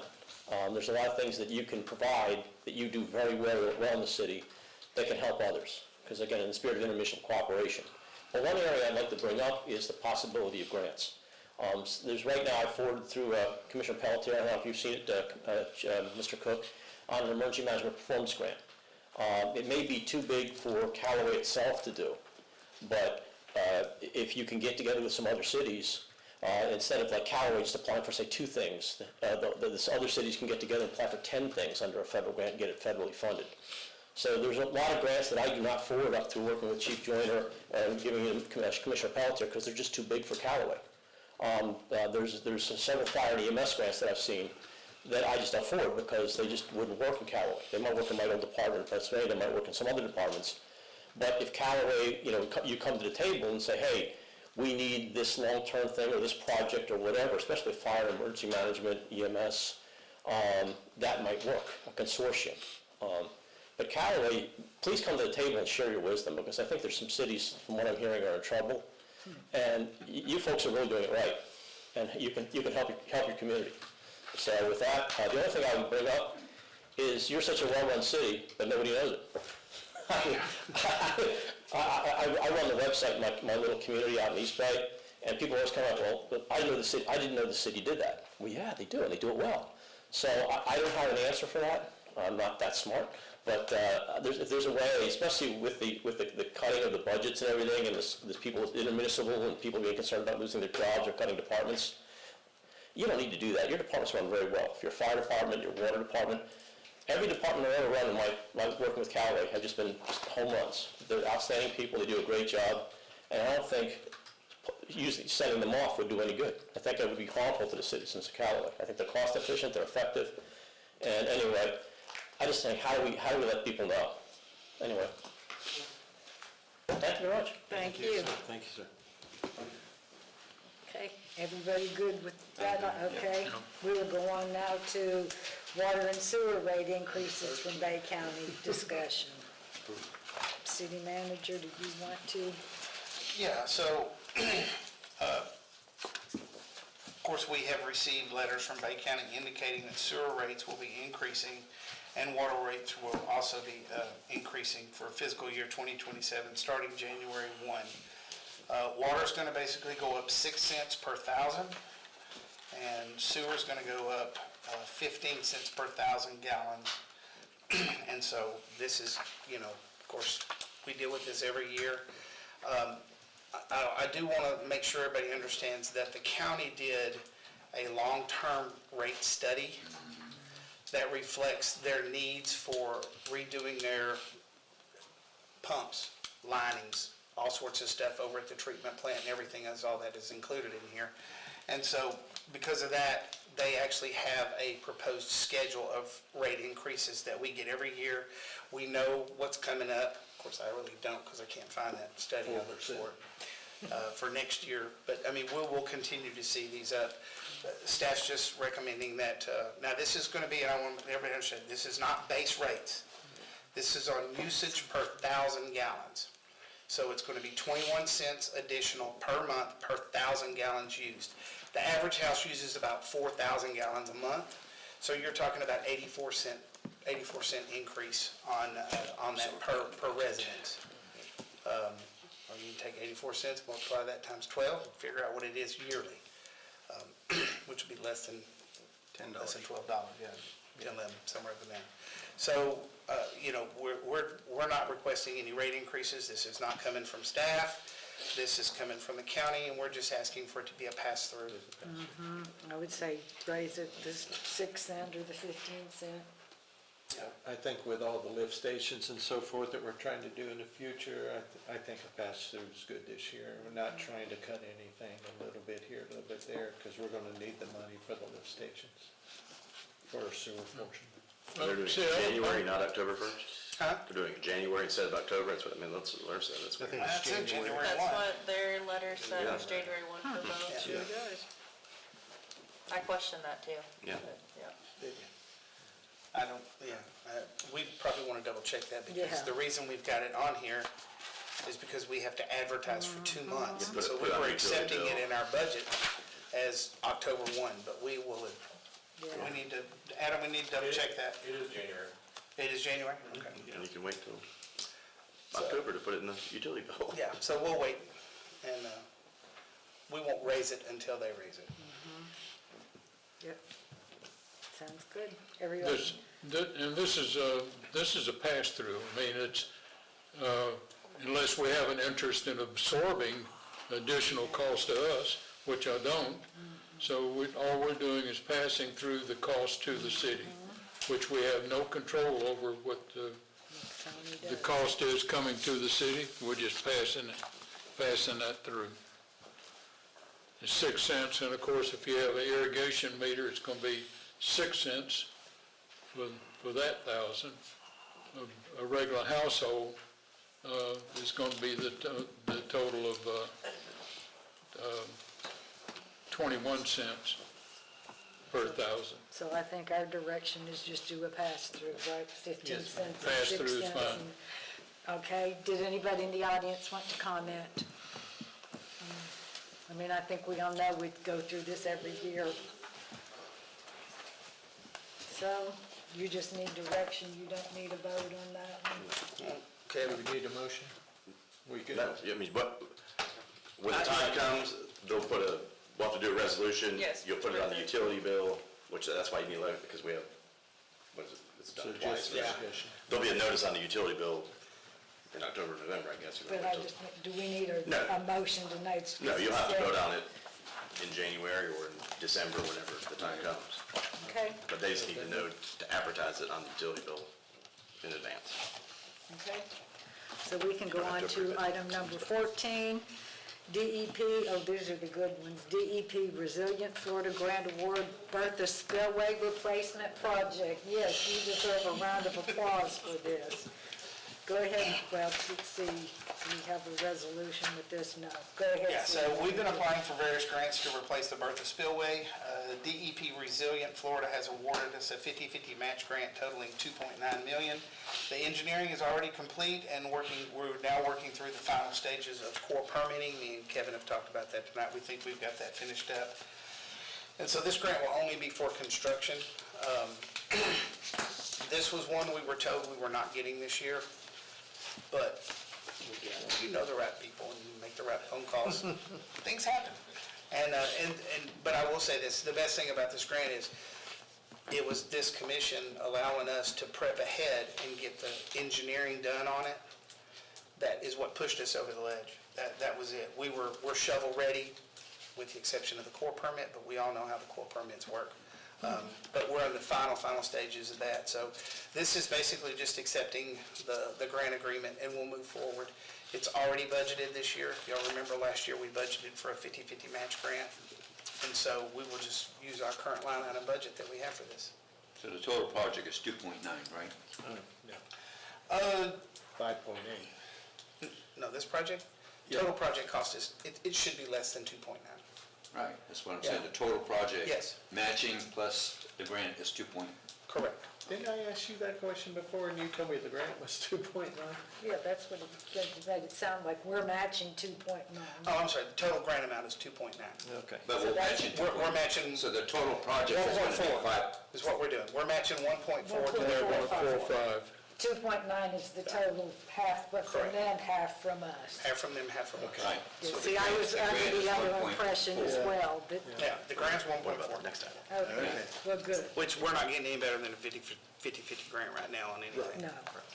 One's real estate. Well, except, Okay. I say that, but then you turn around and you look at item number 16, and that one's maybe 20. What's the time frame on getting this done? Tomorrow. Better get it done.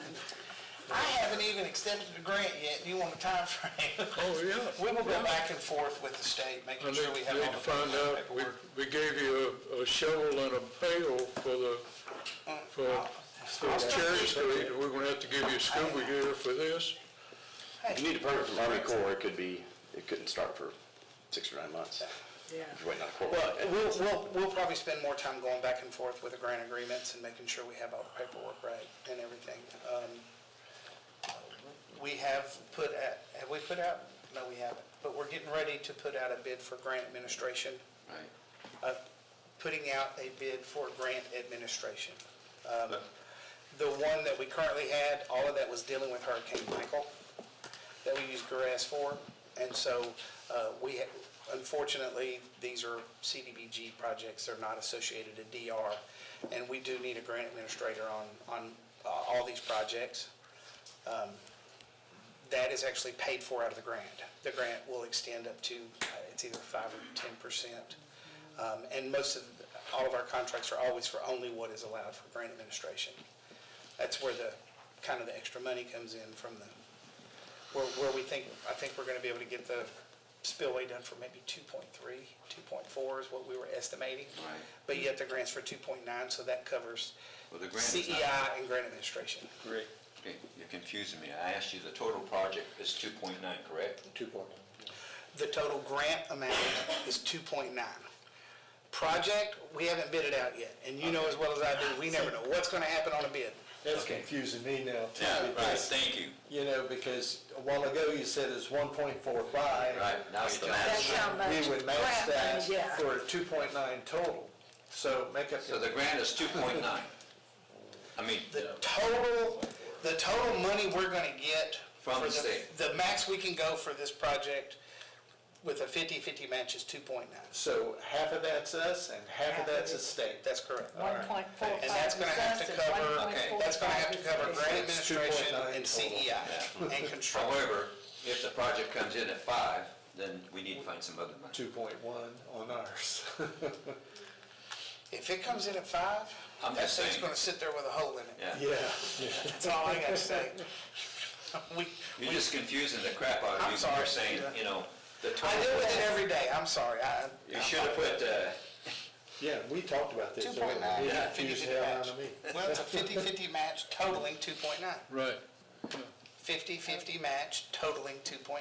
Yeah, I asked you that. 50% of, it's written right there, We got 50-50 it. match grant know, but you- totaling 2.9. We got it. Okay. We got it. I got ready to pass on. Anybody got a question about this or comment?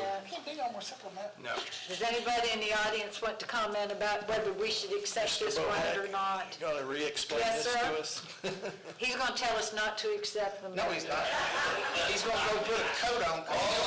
He's gonna say, this is a module. Wilson, put your coat on, hell froze over. I gotta put my glasses on for this one.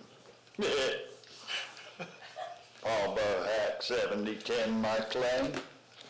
Department of Energy Management Resilient Grant Award for the Berth Avenue Spillway Project should be an easy decision for the commission.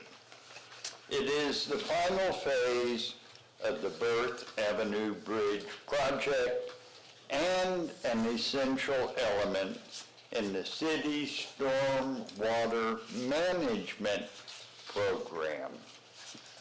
The Fox Pond Retention Detention Pond serves as the final natural filter of stormwater draining into Callaway Bayou and as a potential recreation site for Callaway citizens. However, the inability to control the water level in the pond restricts both its filtration and recreational value, hence the need for the spillway. With its 50-50 split, the grant offers the city an opportunity to use its own resources to complete the project. This does not cut the cost, but shares the costs in a way that reduces the impact on the city's residents. My final comment addresses the importance of both Fox Pond and the Berth Avenue Spillway to the city's natural stormwater drainage system. There is a natural water flow from the canal along the Veterans Park into Lanny Row Lake, through Tarzan Land, and into Fox Pond before entering Callaway Bayou over the Berth Avenue Spillway. There are drain pipes from other locales into both Lanny Row Lake and Fox Pond, in addition to the natural water that flows there. Floating vegetation removal, bottom clearing to increase water depth in both Lanny Row and Fox Pond, debris removal from the canal alongside Veterans Park, and aeration of both bodies of water will only increase the importance of the spillway. Thank you. Thank you, Mr. Bohack. Anybody else? Would someone like to make a motion? Teresa. I'm sorry. Just have a question. Just a quick one.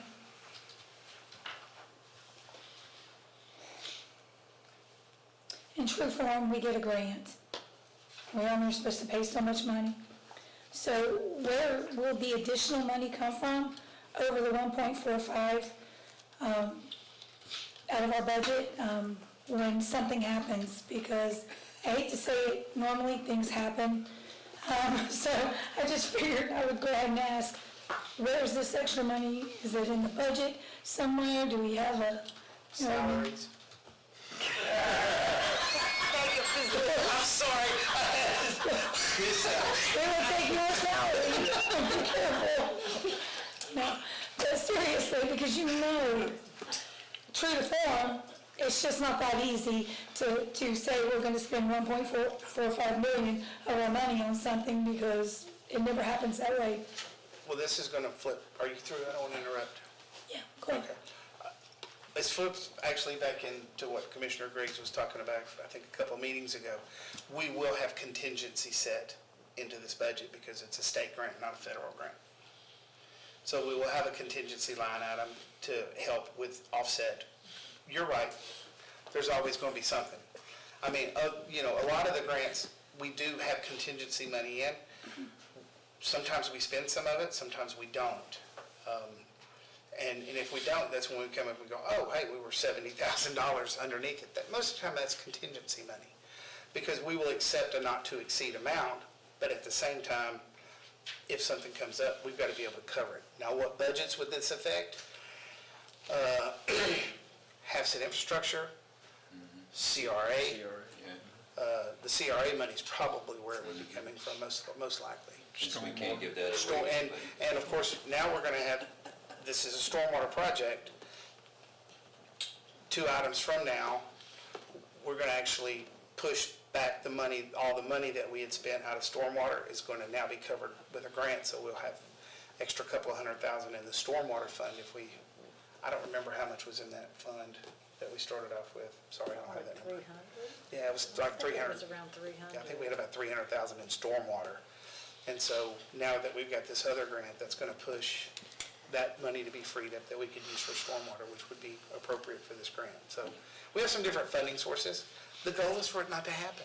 Well, I get that, and I hope it doesn't happen, because then we can have it in our little pot for another rainy day. Yeah. So, I mean, but I just figured I'd go ahead and ask, because That's all right, it never works out that easy. No. You know? Yeah, simpler project, thank goodness. Don't say that. I know, famous last words. We're pushing this, we're pushing pylons, and we already found on the bridge Yeah, we that were those fine. pylons didn't need to go 35 foot, they had to go 55. Anybody else? Not seeing anybody. I don't know, we don't have a motion on this yet. No, we do have Yeah, we have a motion in a second. I'd like to motion that DEP Resilient Florida Grant Award, Bertha Spillway Replacement Project be approved. Second. Okay, we've got a motion in a second. All in favor, say aye. Aye. Any opposed? Okay, we'll go on to item number 15. DEP Resilient Florida Grant Award, Lift Station Rehabilitation 3. City Manager. Yeah, 3 basically means 3 lift stations. So we're completing, we're almost done with the 5th one now that we did. We did 5 this year. We've been holding this one in our back pocket because we were pretty sure this grant was going to pull through this year. So we actually have it in the budget for the match money on this. And let's talk about this. It's total 2.9. It's 1.4 for the grant, Right. 1.4 from the city. I get it now. Right? Thank you. 1.45. 1.45. Can I not round? You can. You rounded, why can't I? Let's go. Right. So, this is another grant, and this actually also is tying into item 19. 19. We don't have a 19. We only have 16. Oh, sorry, 17. All right, 17. I don't know. Yeah. The last item, it kind of ties in with that because we are, I do not know what the schedule was. Bill, we had not rehabbed very many lift stations before we got here. I knew we were doing 1. And we have 43 Yeah. Now, yeah, so we have 43 lift stations. A lot of these have been ignored for a long time, and they're deteriorating bad. And so we established a rehabilitation list along with I believe it was a 37-year plan back when this happened. And, described the needs of what we needed. Of course, we got the grant that actually did the engineering for the first 15, and then we used the additional money. We came back and we actually did 5 lift stations with that. So that's a DR grant that's still going on, that we're still with our former grant administrators for. So this one will be for 3 more grants, for 3 more lift stations. We will try to get 3 more next year, and we'll continue to do that till we get caught up and we get these lift stations back operational, and we don't have as many issues with them. Super. Okay, anybody got a question about this one? Anybody in the audience want to comment about accepting the grant for the lift station rehab? Not seeing anybody? I'd like to make a motion, DEP Resilient Florida Grant Award, lift station rehab, 3 of them. Second. Be approved.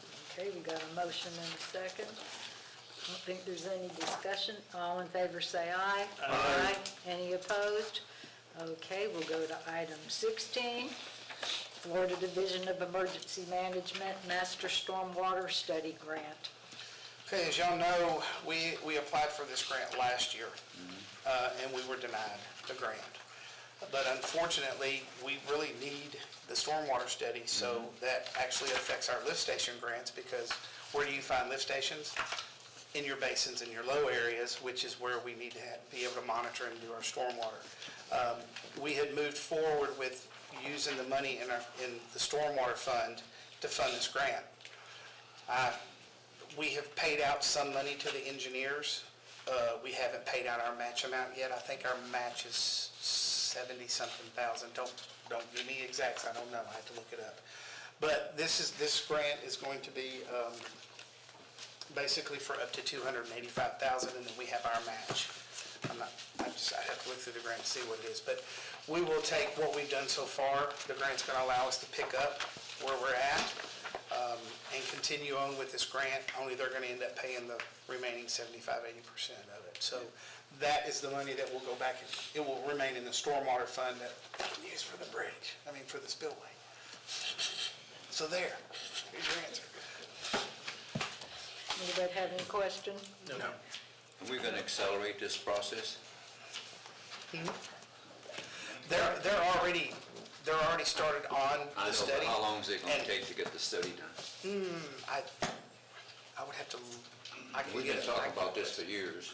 Well, they started on it in January, and then when I got wind that this was coming up, I put a stop immediately, because I didn't want to have any back billing sitting there, because everything we pay over, that takes off of what we get from the state. So we stopped all the billing, we stopped everything, waiting on this to come through. And it actually took about 45 to 60 days for us to get for it to finally come through. We got the letter saying that it was done. Sometime next year, maybe? No, I don't think it'll be that, first of the year maybe. It shouldn't be that, they're So going to we be can knocking get it them out. right away now to start back up, correct? Yeah, this one will be a lot easier to deal with. Okay. This is going to be just more or less progress reports. We won't use grant administration on it. Why are you showing minus 285? That is not a minus, that's That's an a approximate. squiggly line. That's That's not a it. minus. Oh, it's a squiggly line. Approximately. Oh, I need my special glasses to see that. It is a tittle. That is exactly what it is. Grant's got a tittle. Okay, so we're all good. Anybody in the audience want to comment? There won't be no overages on this one. Set amount. Motion to approve. Motion to approve Florida Division of Emergency Management Master Stormwater Study Grant. Second. Okay, we got a motion and a second. All in favor say aye. Aye. Any opposed? Finally, to our last item. One of these grants you're going to have to sign. It has to Okay. come from the mayor. I will Okay. figure this out and bring it to you tomorrow, Okay, because I don't know which one it is. I think Okay. it's this one, but I'm not sure. okay. So number 17, request reallocation of capital expense, water sewer department. City All manager. right, we currently, in our infrastructure, we budgeted $130,000 for 2 lift station bypass pumps. We have established we're not going to need to purchase these this year due to the current rehabilitation of the lift stations. We've taken out the 5 that were our big issues. The 3, because of this grant, these following 3, 2 of them are actually on bypasses right now. So we're going to limp with those, and then we'll be able to continue to use those bypasses as we need it more on a temporary basis. So we're going to be caught up, and we just don't feel like we need to buy another lift. We don't want to have a whole yard full of bypass pumps. That's what we're saying. And if it came down to it, we would be able to do something. So we do not need to purchase 2 bypass pumps. So what we're doing is we're requesting the purchase of the following for the water and sewer department. I know there's been a lot of confusion because there's a table that's on the next page.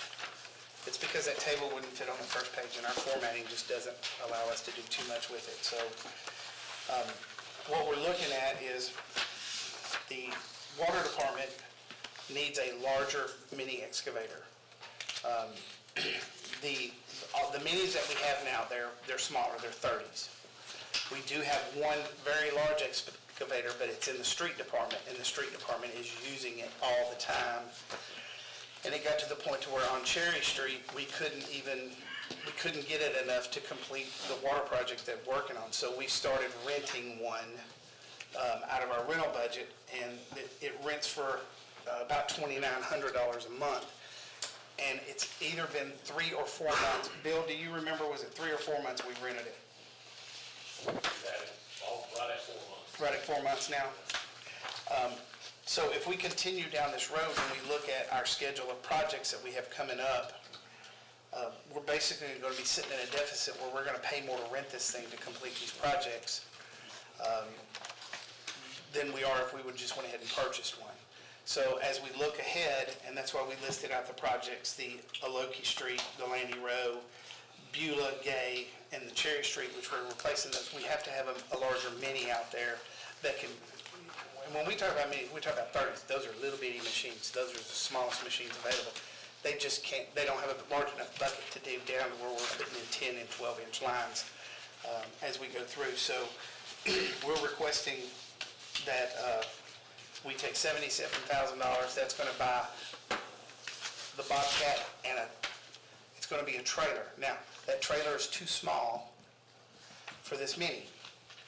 We already have a larger trailer that'll handle it, so we're going to buy a smaller trailer at a reduced cost, and we're going to switch the trailers out.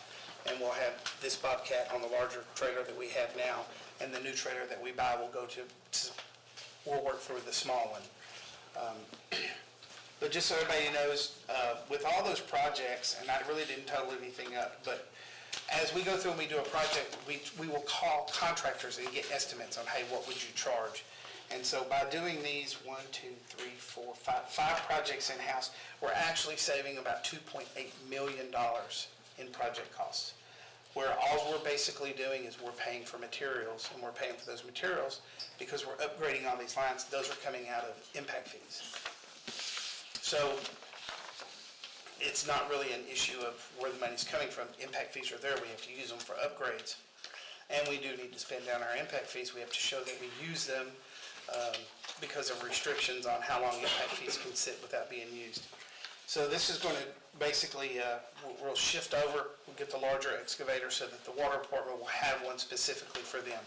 Sewer has a mini, but they have a 30. They have a smaller one. Right, Bill? Correct. Yes. Street department has a couple of minis, but most of those are used for flail mowing and ditch cleaning. And we have not had a lot of complaints this year about ditches not being done, and we definitely have not had any issues with a lot of flooding here lately, knock on wood. We don't want to see that because a lot of these stormwater projects that we've been doing to maintain flow through that. Second thing that we're looking at is we need a new GPR. That's ground penetrating radar. Whenever somebody calls in at 811, yes, communications get brought in, power and everything else, but we also have to go and locate our water and sewer lines. So by getting a GPR, and I don't even have my new one, I've got to get this out, because I had left something off that was, give me a minute. sure I don't misspeak. It is the GPR, which is the ground penetrating radar, and then what's called a 3M locator, which is a handheld. That's the handheld you see that they go over. We have certain things that we can use with the handheld. Currently, last year, we did 2,000 locates over the whole entire year. We have one man that does this. And he is a very tenured employee. Y'all all know William Clark. He does all of our locates. This year, up to date, we've already done over 3,200 locates, just this year. As we continue to grow and these things come up, we're going to continue to do locates. We're going to shift some responsibilities interdepartment over and create where we have 2 people that are doing this. When it gets real busy, that's not all they do. When something else happens, they move over and they help out with emergencies and everything else, and nobody's sitting around waiting on a phone call. But if we agree to do this, we're also looking at, this is coming back to future planning for this ad valorem issue. Get the piece of equipment now while we know we've got it, we can fund it. Then we'll have it later on where we can continue to do projects in-house. And as long as we can continue to do the projects in-house, we only have material cost and not contractor cost. I hate pointing out, and y'all know we hate doing contractors because they always find something wrong and they charge us more. That's that nasty 4-letter word called change order. How much is that GPR? 24 plus 57. Yeah. 24,500 plus 5,700, so a total of 30-something. Our current GPR is over 12 years old and is broke. We cannot get parts for it anymore. You've got to think, being over 12 years old, the technology in radar has come a long way. So our new GPR will be able to really tell us what's under the ground, and hopefully, knock on wood, we've not had any issues so far with locates where we've been off and it's caused us problems. Is that correct, Bill? Thank you. Almost. You said it was, Yes, sir. you said it was 24, Be quiet. 24.5, 570? no, 24.5 plus 5,700. Look on second It's on the page. second I page. saw that part. The 50, see here, it says excavator Bobcat E48 with trailer. Yes, So the trailer's already paid for, right? that's with the trailer. With That's the buying the trailer. equipment and the trailer. Right, the 77,326 includes the trailer already. Correct. So Smaller we're- trailer. We're only adding the 24/7. No, the 5,700 is for the handheld? Correct. 57 Okay. for the handheld. Okay. The GPR is 24.5. Total request is, instead of spending the $130,000 on 2 bypass pumps, we want to spend $107,000 and get this equipment so that we'll be set up better for next year and hopefully the following years after that, because we do not want to try to go after equipment later on in our future budgets. That's I'm not good. I looking just- good. And then wanted have to know where the money 23,000 of not spending it all. That is true, yeah. Of course, these are capital, so this money doesn't get shifted around and spent on everything. It specifically says this $130,000 is for 2 lift station bypass pumps. We're requesting to change that to this piece of equipment that's already currently budgeted this year. Okay, beat me up. I have a question. Go ahead. Since it's state contract, how long is it gonna take to get it? They're not long like you're thinking. These are pretty popular machines. Okay, Yeah, it It's not a should be, specialty item like a VACCOM truck. Yeah. all right. yeah, this should be readily on. If it's not here, there'll be one somewhere else, so she'll ship down immediately for us. No, we don't pay for And shipping. we can quit renting. Correct. That was one of the questions I had. How long have we been renting? I believe it's 4 months. 4 months. Yeah, you told us, yeah. I'm just, had it written down. Anybody else have any question? No. Comment? No. Anyone in the audience? Staff is trying to be more efficient. I'm not seeing anybody in the audience either. Would somebody like to make a motion on this last item? Motion to approve request reallocation of capital expense, water sewer department. Second. Okay, we've got a motion and a second. All in favor, say aye. Aye. Any opposed? We made it through the agenda. Now we will go to commission and staff comments. I have nothing. It's late enough, I don't need to talk anymore. I'm with you. Commissioner Bergsell? Had a great trip. If you have anything, please don't hesitate to call me. Commissioner Briggs? Yes, got a problem with actually some holes in our roads that we don't seem to see. I guess we're waiting for a citizen to say something about it, but for example, there's one over on Seneca, which the city manager even looked at the other day. And then the one at, what I really don't understand, the hole at Bertha and Right. Cherry Street. I got complaints on that Oh, too. you know, it looks like, I think every employee of the city goes through that intersection at least once a day. And why at least we haven't been able to do something with that, if nothing else, but It's a pretty big with hole. Dolomite. Where's you- that? Where is it? Yeah. You don't know where it is? Can't miss it. I obviously didn't drive over it. I drive over that intersection You 10 did? times a day. You drove right over it today? Okay, did you know it was there? Yeah. Well, then why didn't you say something? Because you're the city manager. Oh, because nobody else should find anything except for me. When you went over it, your truck probably went like that, Right. you know. No, I got full drive, I heard it. Bill, you got something to say? It is specifically right where Bay County starts to maintain that portion of the road. We've turned it in before, we'll do it again tomorrow. If you instruct me to do so, we'll fill it in Why tomorrow. can't we just fix it and be done with it? Tell me what to do. Fill it in tomorrow. Yes, sir. Citizens don't know if it's Bay County or not, and it's been going on. It's kind of like you're waiting for Bay County to fix something. And they think it's us. Yeah. Is it at the intersection? It's Yeah. just north of the intersection. Right. Will it be in the turnout for that intersection? Probably. It would be taken care of. Okay. Cherry Street makes it that far. Then let's go ahead and fill it in. Okay. So we'll pick it up for the Cherry Street project on the turnout. Alright. The one on Seneca has been turned in, and that's not a hole in the middle of the road, it's on the side of the road. It's on the side of It's the on the road. very edge of the road, yeah. Yeah, I had to drive by it 3 times before I found it. yeah, Turned in, they're gonna fix it. okay, all right. Probably Take so care of used to that. driving over I'm it, done. we're good to go. Okay, Commissioner Try it over Pelletier? it again and see what happens. I haven't had any updates on JH Cruise.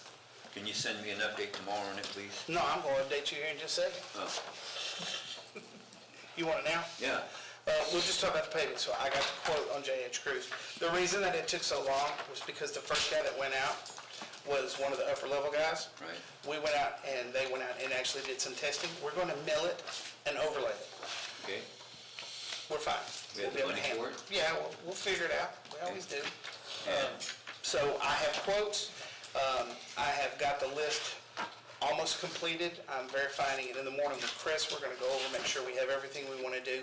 We will send that to them. They will put us on the schedule. And then we will reschedule because as we talked about before, this is just paving.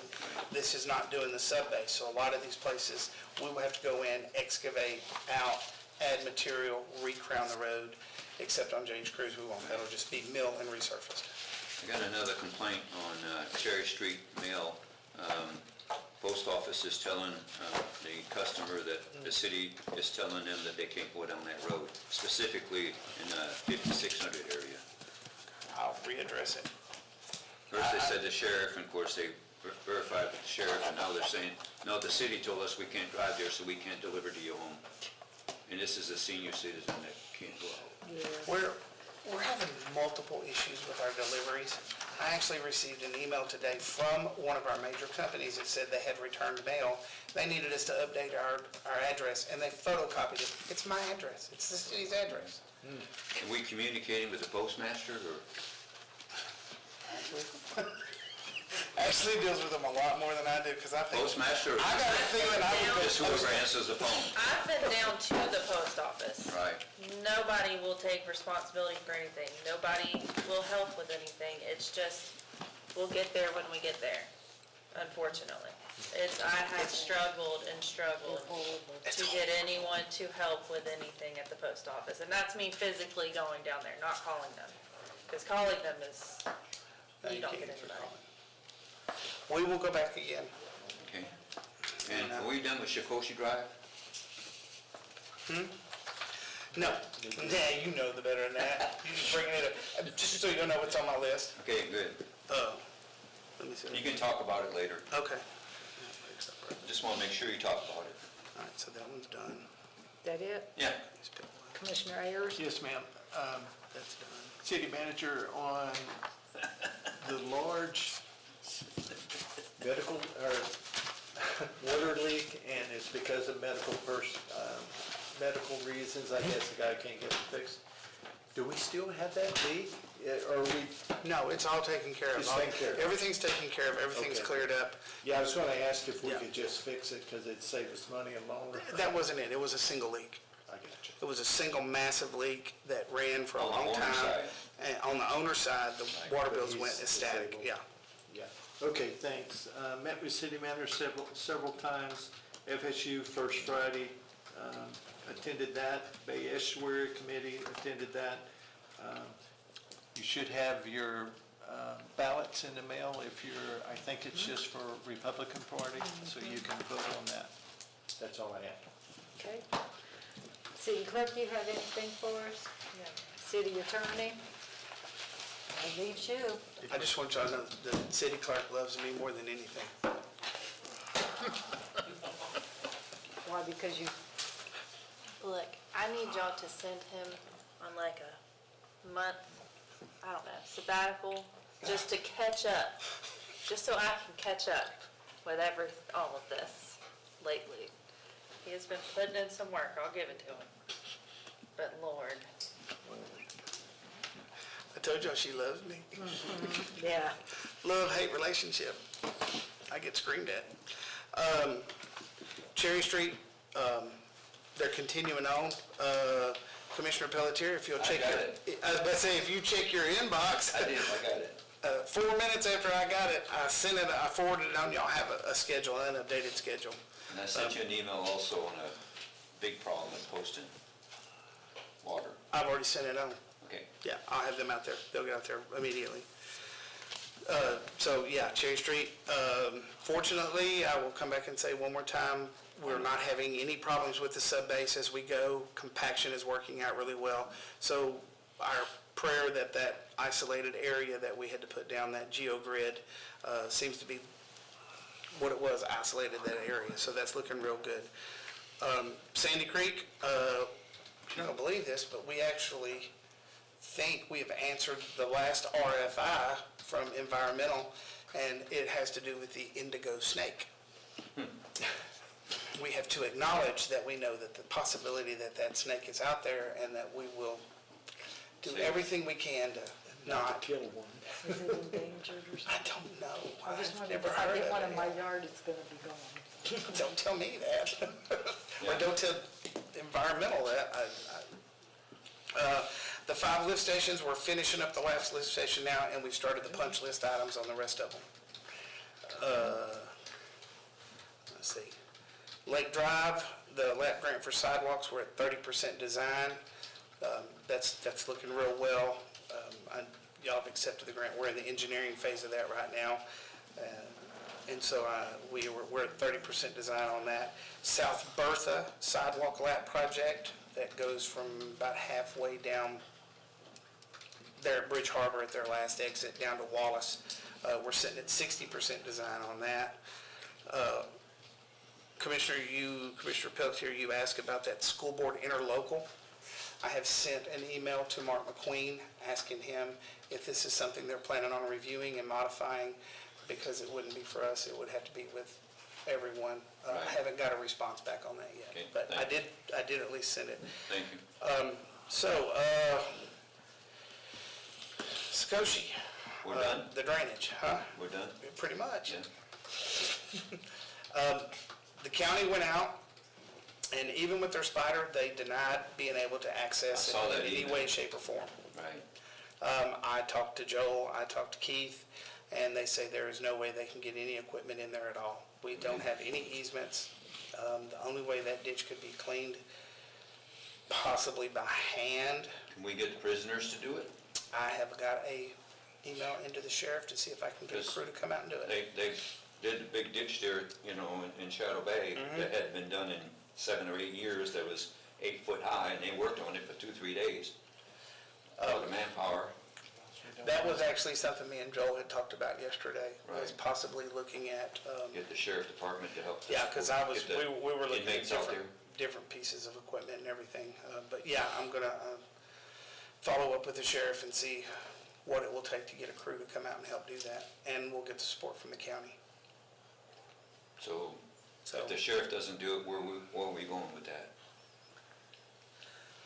I would probably say we're not. Okay, Maybe at least until the fall when the vegetation's down, then we Right. can go in there and look at it. But it's gonna be So- hand walking through a ditch that we have no access to. right.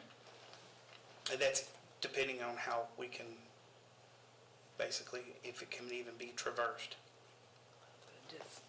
And we It's can't deep. spray the vegetation, right? Bill, do we have, I don't, The stuff that's in there, the spray is not gonna work. It's not gonna work. that dumps into a Could we waterway. even do that? It's a jungle. That's Not what, legally? Okay. that's basically what he's saying. We We gotta do have set some that. stuff that we can You have to spray, buy but it's down not gonna Alabama touch that and vegetation. Did you hear what's given? There's stuff you could buy up in Alabama. We'd have to buy the stuff in Alabama. Bring some of those. Seriously. I was just asking, you know, what the alternatives are. I know that the sheriff department has been really good. We haven't used them in years, So we you just know, and. throw ourselves on But if we could, mercy. you know, I know, I'm I meeting think with- it's worth an ask. I don't think they'll do it because this ditch is so steep. Right. There's no access on the sides of it. And you're basically telling people to walk down the middle of a water-filled ditch. Right. I just don't know. We may have a better option at it in the wintertime when all the vegetation is died out. We just don't have any way to get in there. Can't get equipment in there, and I would not want to try to send personnel. You know, That might be a, Talk about liability. Okay, I'm just curious. We had a plan B. I've got Plan B going, but I don't have a lot of hope for it, but Right. I'm stretching and reaching for everything I can get. Okay. Thank you. Let alone trying to find a contractor. Yeah. They're gonna probably scream the same thing, no access. Right. I mean, you would end up cutting vegetation down and it would be falling back into the ditch because they wouldn't be able to haul it Do out. we have a bulldozer? Kind of mini. It'll sink. Yeah. Soon to have. It'll sink. If we could get, if we could even get anywhere around it where we could get flails in it, but even the ditch is so deep, we wouldn't be able to reach the bottom of it, much less the Right. other side. Damn, that's steep. It's a deep ditch. Yeah, I know, I've been out Flows a there. lot of water. All right. That's it. Unless I missed something. I skipped some stuff, but it's on. Anybody have a Nope, question I'm about all set. anything you didn't? Okay. Too late to ask questions. Too late to ask questions. Spend I had to look down there and see if Mama Colby was here. Because it's so late. We haven't had a meeting this late since then. here. Okay, we'll go on to announcements. It used to be 11 o'clock, yeah. Well, we're not gone yet. This Sunday, July 19th, is the Historical Society meeting at 2 o'clock in the museum. It should be a really good meeting. We have Dale Cox. I don't know if y'all are familiar with him, but he's written about somewhere between 15 and 20 books about the Northwest Florida area. He's the guy that's from Tuareg, and he's a really good speaker. He has come before and spoken. He has a talk he's going to give Sunday about America 250 and how this area was involved in the Revolutionary War, so it should be really interesting. Then July 21st, there's a potential, does it look like there will be a planning board meeting? Probably not. Okay, probably not, but You can check to see if there is one. And then our commission meeting on July the 28th at 6 PM. Anybody aware of anything else that? So we will go on to public participation. Who in the audience is still awake and would like to say anything? Yes, ma'am. Kathy Christodoulou, 224 Sakoshi Drive. Couple of things just wanted to let you guys know. So 220 Sakoshi Drive, right next door, they do not have a fence back there.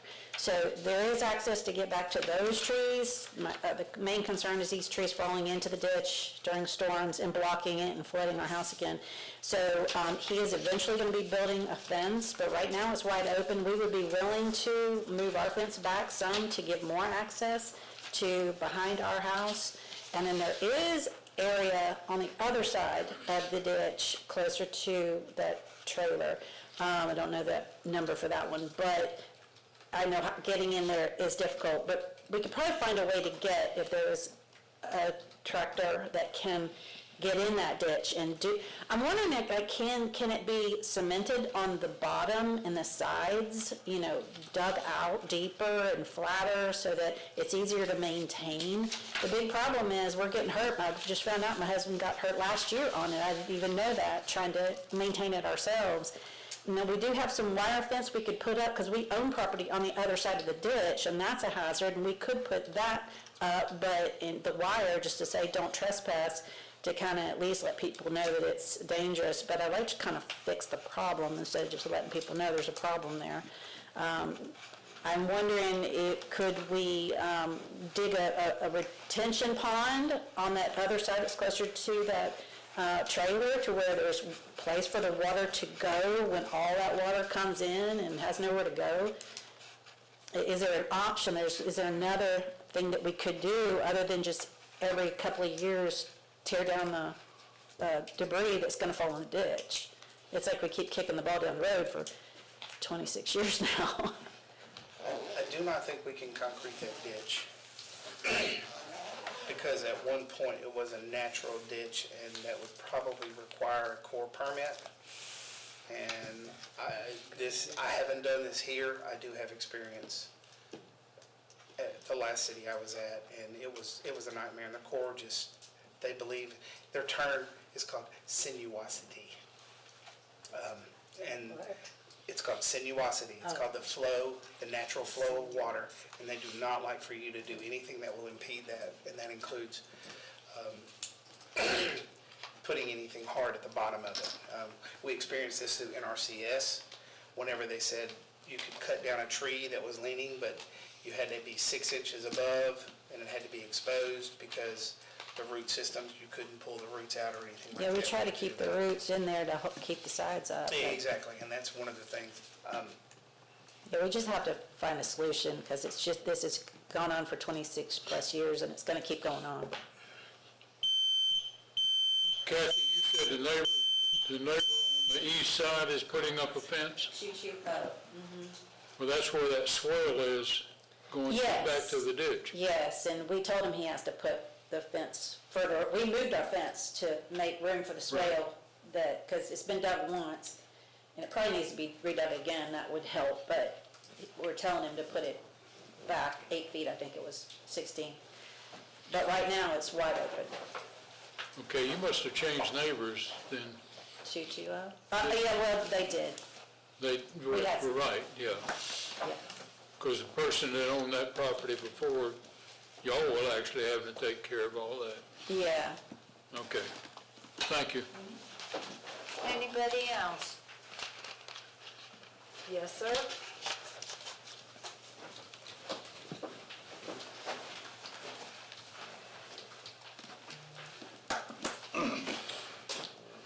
Paul Mohat, 7010 Mike Lane. At the June 23rd, 2026 Callaway City Commission meeting, commissioners approved an LDR exception variance for 535 North Tyndall Parkway.